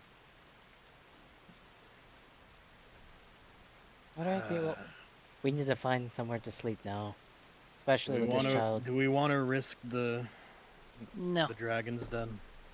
absolutely not. There's a Well, already- in your little escapade of asking people 15,000 questions, did you learn anywhere that we could go? Did I? Roll some shit. A lot of it was pointing you towards the Dragon's Den because of the fact that it does have an inn and a bar connected to it. But from what you've heard on your searching around, there are like 3 good inns that a lot of the travelers use, Dragon's Den being the first one, and because of the Dragon's Den being a merchant center, it is not actually guarded by the city guards. The Dragon's Den is actually protected by mercenaries hired by the Merchants Guild that has set this place up for merchants traveling. And a lot of it is protected by the people that actually are looking for escort work. Thus why it is the perfect place for a merchant to settle down for the night, because a lot of those people are looking to get work from these merchants because they know how to protect themselves. Fuck it, let's just go to the Dragon's Den and let this shit be done with for tonight. Sounds like a good fit for us. Still can't believe you let Ferrati get a hold of alcohol. I thought it was juice. Clearly, we should have sniffed the bottle. How much did she drink? But you know, The she bottle must of be a very wine. lightweight. Has to be very lightweight. For The her bottle She to of basically wine. just drank half a bottle of wine, Matt. And she's a child. She Understand this, drank this is- half a bottle of wine in the short amount of time. Well, wine in the short amount of time that you all were talking. Again, She was sitting at the end of it lightweight. just Lightweight, she's a child. This Having is me why from dwarfs aren't allowed to babysit. you know, she's fine. She's fine. She has She a had a 15 little liquor. constitution, so It takes the bottle from him. You drink your amount for the night. Oh no. No need for Yes. that. I'm not even really all that buzzed. I'm fine. Hence the bottle. It takes a lot more. Does the Fine. cat show up at all? yes. Oh boy. Rose, Yeah. Rose, heal, please, Rose. The cat Kitty cat looks back. at Ferrati and paws at Ferrati's forehead. And then fucks off. Man, she's still mad. For 2 gold, she fucks off.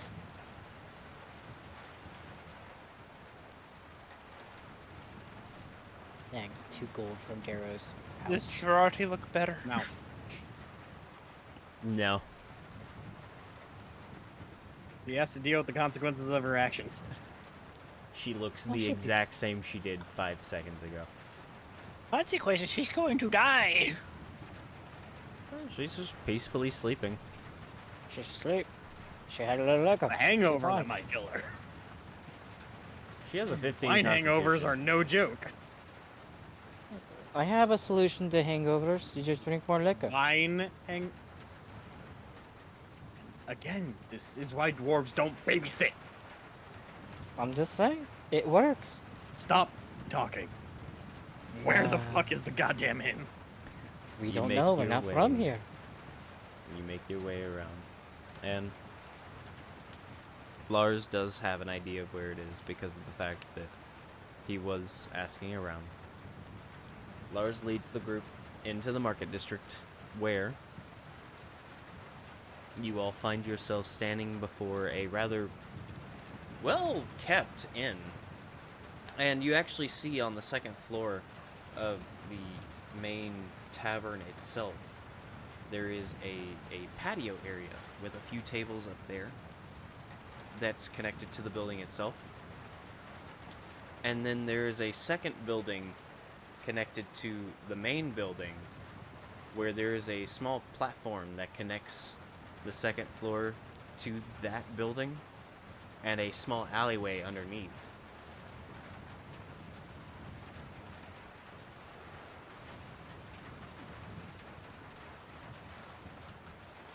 The front doors are rather extravagant as well, as they are a very beautiful dark oak You with sure we can afford this? with the carvings of 2 dragons breathing fire towards the handles. Well, there's only one way to find out. And Darrow goes inside holding Ferrati. With this. Wait, Darrow. Right, takes a child. Go in by yourself real quick.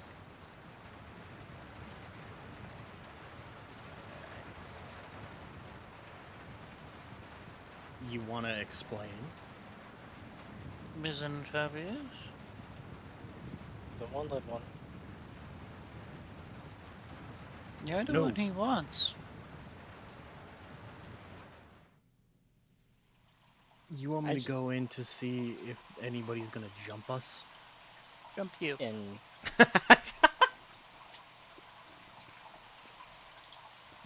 Darrow leans down and flicks the inside of his fucking gnome ears. Ow. Doesn't flinch and is just glaring. That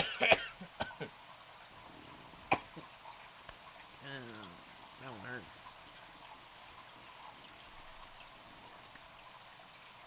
You're a douche. He goes inside. So how much you wanna bet he's gonna get like guards on him? There's a sound of just immediate crashing and bashing as Darrow is just beat the fuck. No, I'm kidding. No, Oh. there's no sound, save for the sound of the voice of a young man in a clean outfit, looks like simple dress clothes, as he stands there at the front door. Welcome to the Dragon's Den, where we hope that your stay is as glorious as the dragon's hoard. So, can we get you a room, something to drink? I would hope so. We have a decent-sized group. At least 4 of us. And how many rooms? Let me ask. Opens the door. Nobody jump me. Get your ass in here. What association control? Oh, it's a job. I can't do this. Hands her to Thormir. Before he can hand her off to Thormir, just grabs her by the scruff of her neck and carries her again. Fuck's sake, gnome. Like How many rooms do we want? Do we just want to do 2?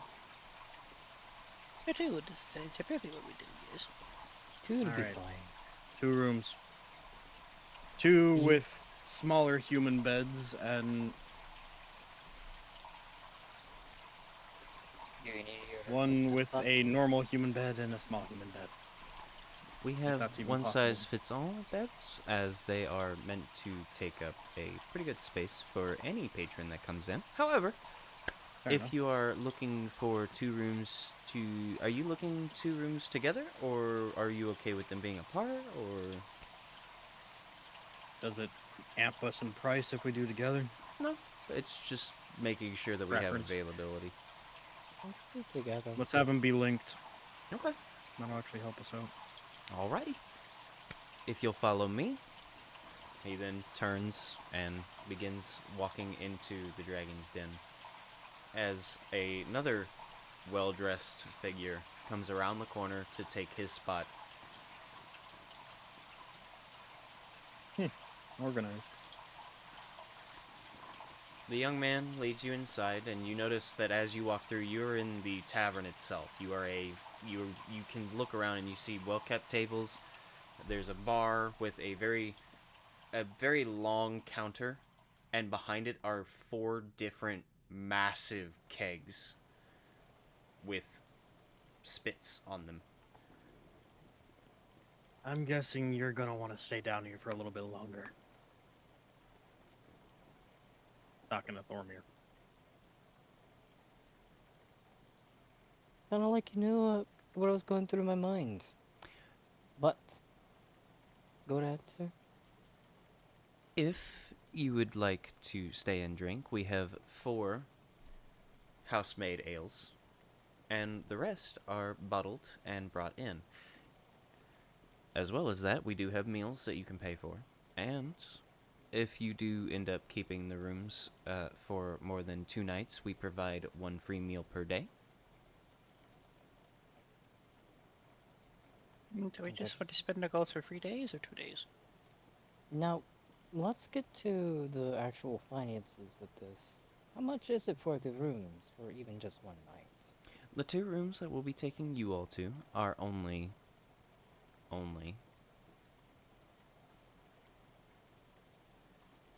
10 gold. A Per room. night?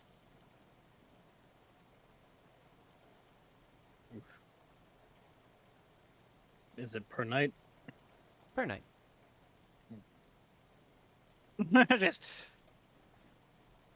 Oh, Who's the fucking bank here? not me.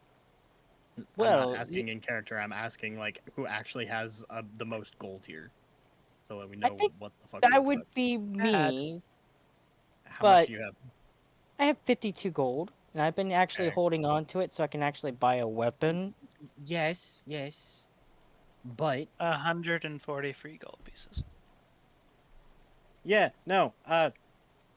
We could just put down for at least 3 days. We're gonna be here for at least a while. This is our first major town, and we're dealing with shit. We're gonna have to go down into the fucking mines and then come back up and deal with shit. I Is might as there well a fuck. four-person room? Huh? Is asking the guy. Is there a four-person bedroom? Of course. Charge per night. 15 gold. I like the other one Well, better. let's do that one. I The see family that. spot it is. So, if you follow me, Izzy, then actually stops going down the hall he was originally going. He actually takes a step back and continues down the path further before he goes up the stairs along the canopy. I think that's what I'm pretty sure that's what it's called. Canopy. Okay. Goes along the canopy, and he actually walks down the hall where you all, generally based on direction, you can tell that it's going towards the other building. And as you walk down this hall, he then turns and pulls out a keyring from his hip that has a number of keys. As he then sets one inside the door, unlocks it, and he opens it up. Inside is very well kept, very beautiful. It's almost like a small living den when you first walk in. In one of the corners is a coal burning stove. There's a hallway that starts probably about 10 feet, no, about 20 feet from the door, and that hallway starts, and then you can see two doors on either side of the hall, and then one door at the very end of the hall. The young man then steps inside as he holds the door open. As you can see, we have the living area here. We have the coal-burning stove for both heat and if you're looking to cook anything here. Yeah, Oh, Oh, There we go. maybe. We coal have burning stove. the coal-burning stove if you plan on warming the room extra or if you wish to cook anything up here. The hall is got two rooms, one on either side, as you can see, and there is a door at the very end that is a storage room.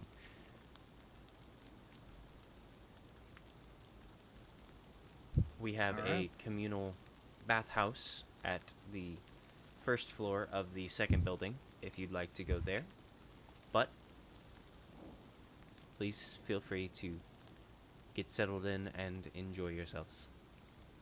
So the communal bathhouse, are you saying that it's just everybody in the bath? Yes, Correct? it's separated into two separate ones for the. Amen.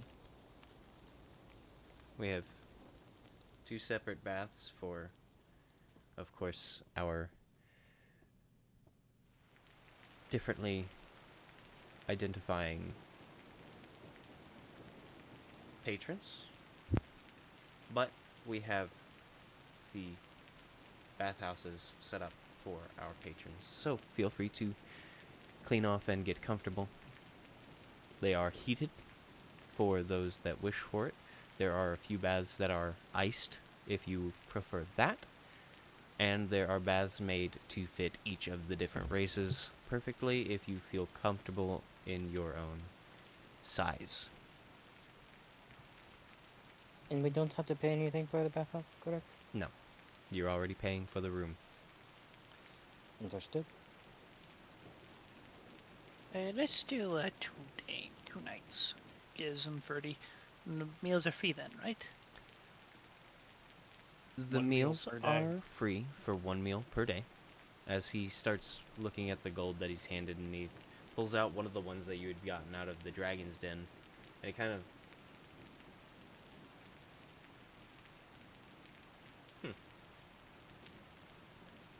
he then puts it back in the bag.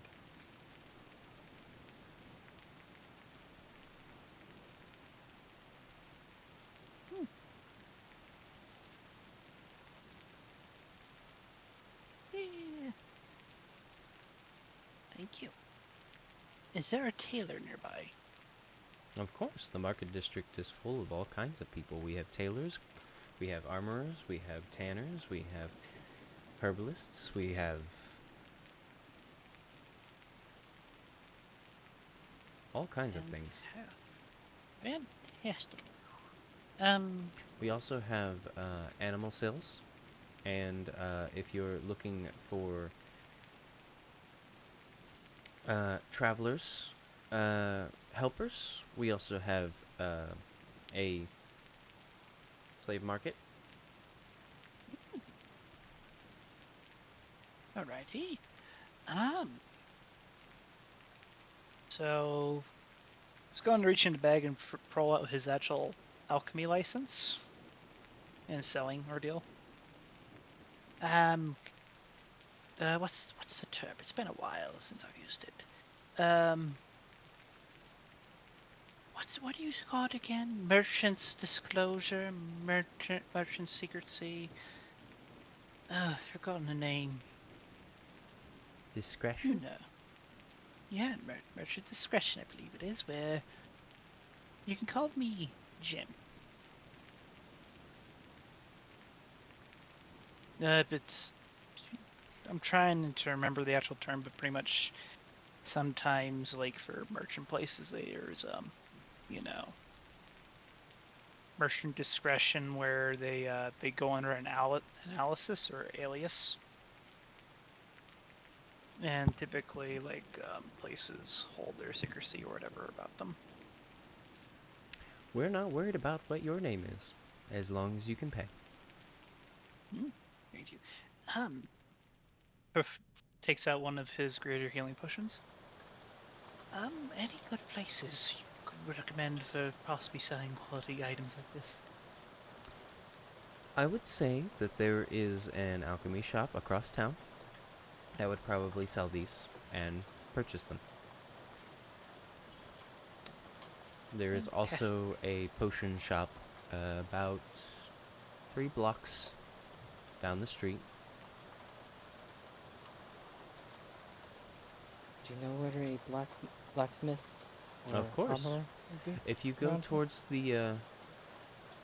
towards the northern side of the city, in that corner between the wall and the stone wave that we have, if you go in that northern corner, a lot of the smiths work up there. That is closest to the mines. It is the closest to the ore. It is the closest place for them to be working. So, there are a number of them over there, and a number of shops as well as armorers nearby. Thank you. Mm-hmm.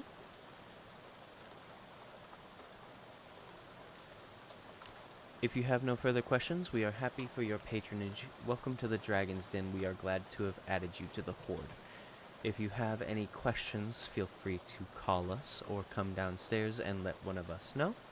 We hope that you enjoy your stay. As he then steps out and closes the door behind him. Thank you.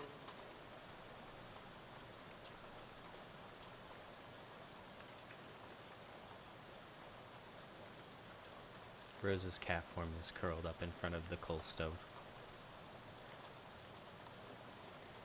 That's cute.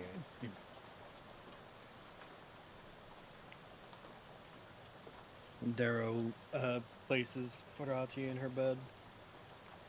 It's gonna be one hell of a morning when she wakes up.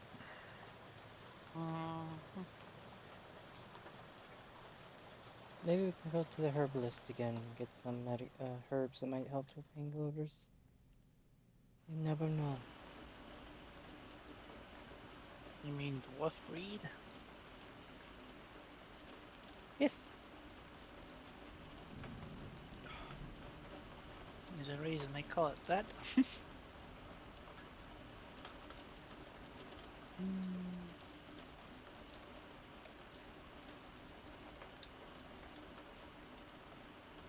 Yeah, no. We're going to have a very interesting place.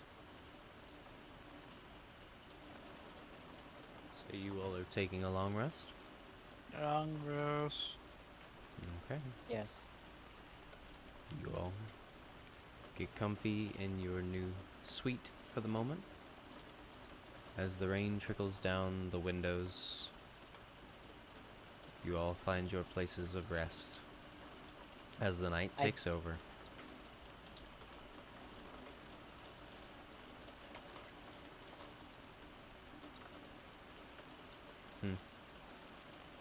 I was gonna say I was gonna put alarm Okay. the spell around the doors and window.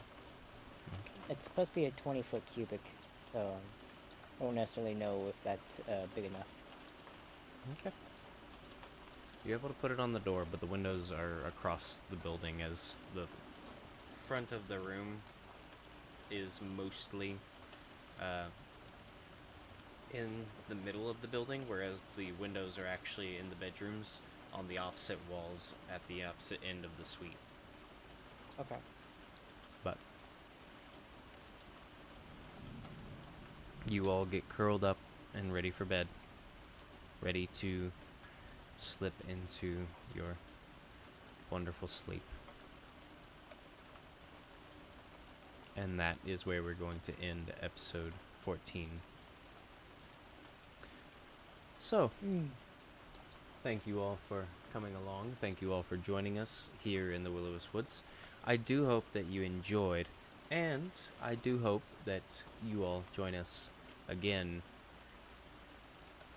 in the future.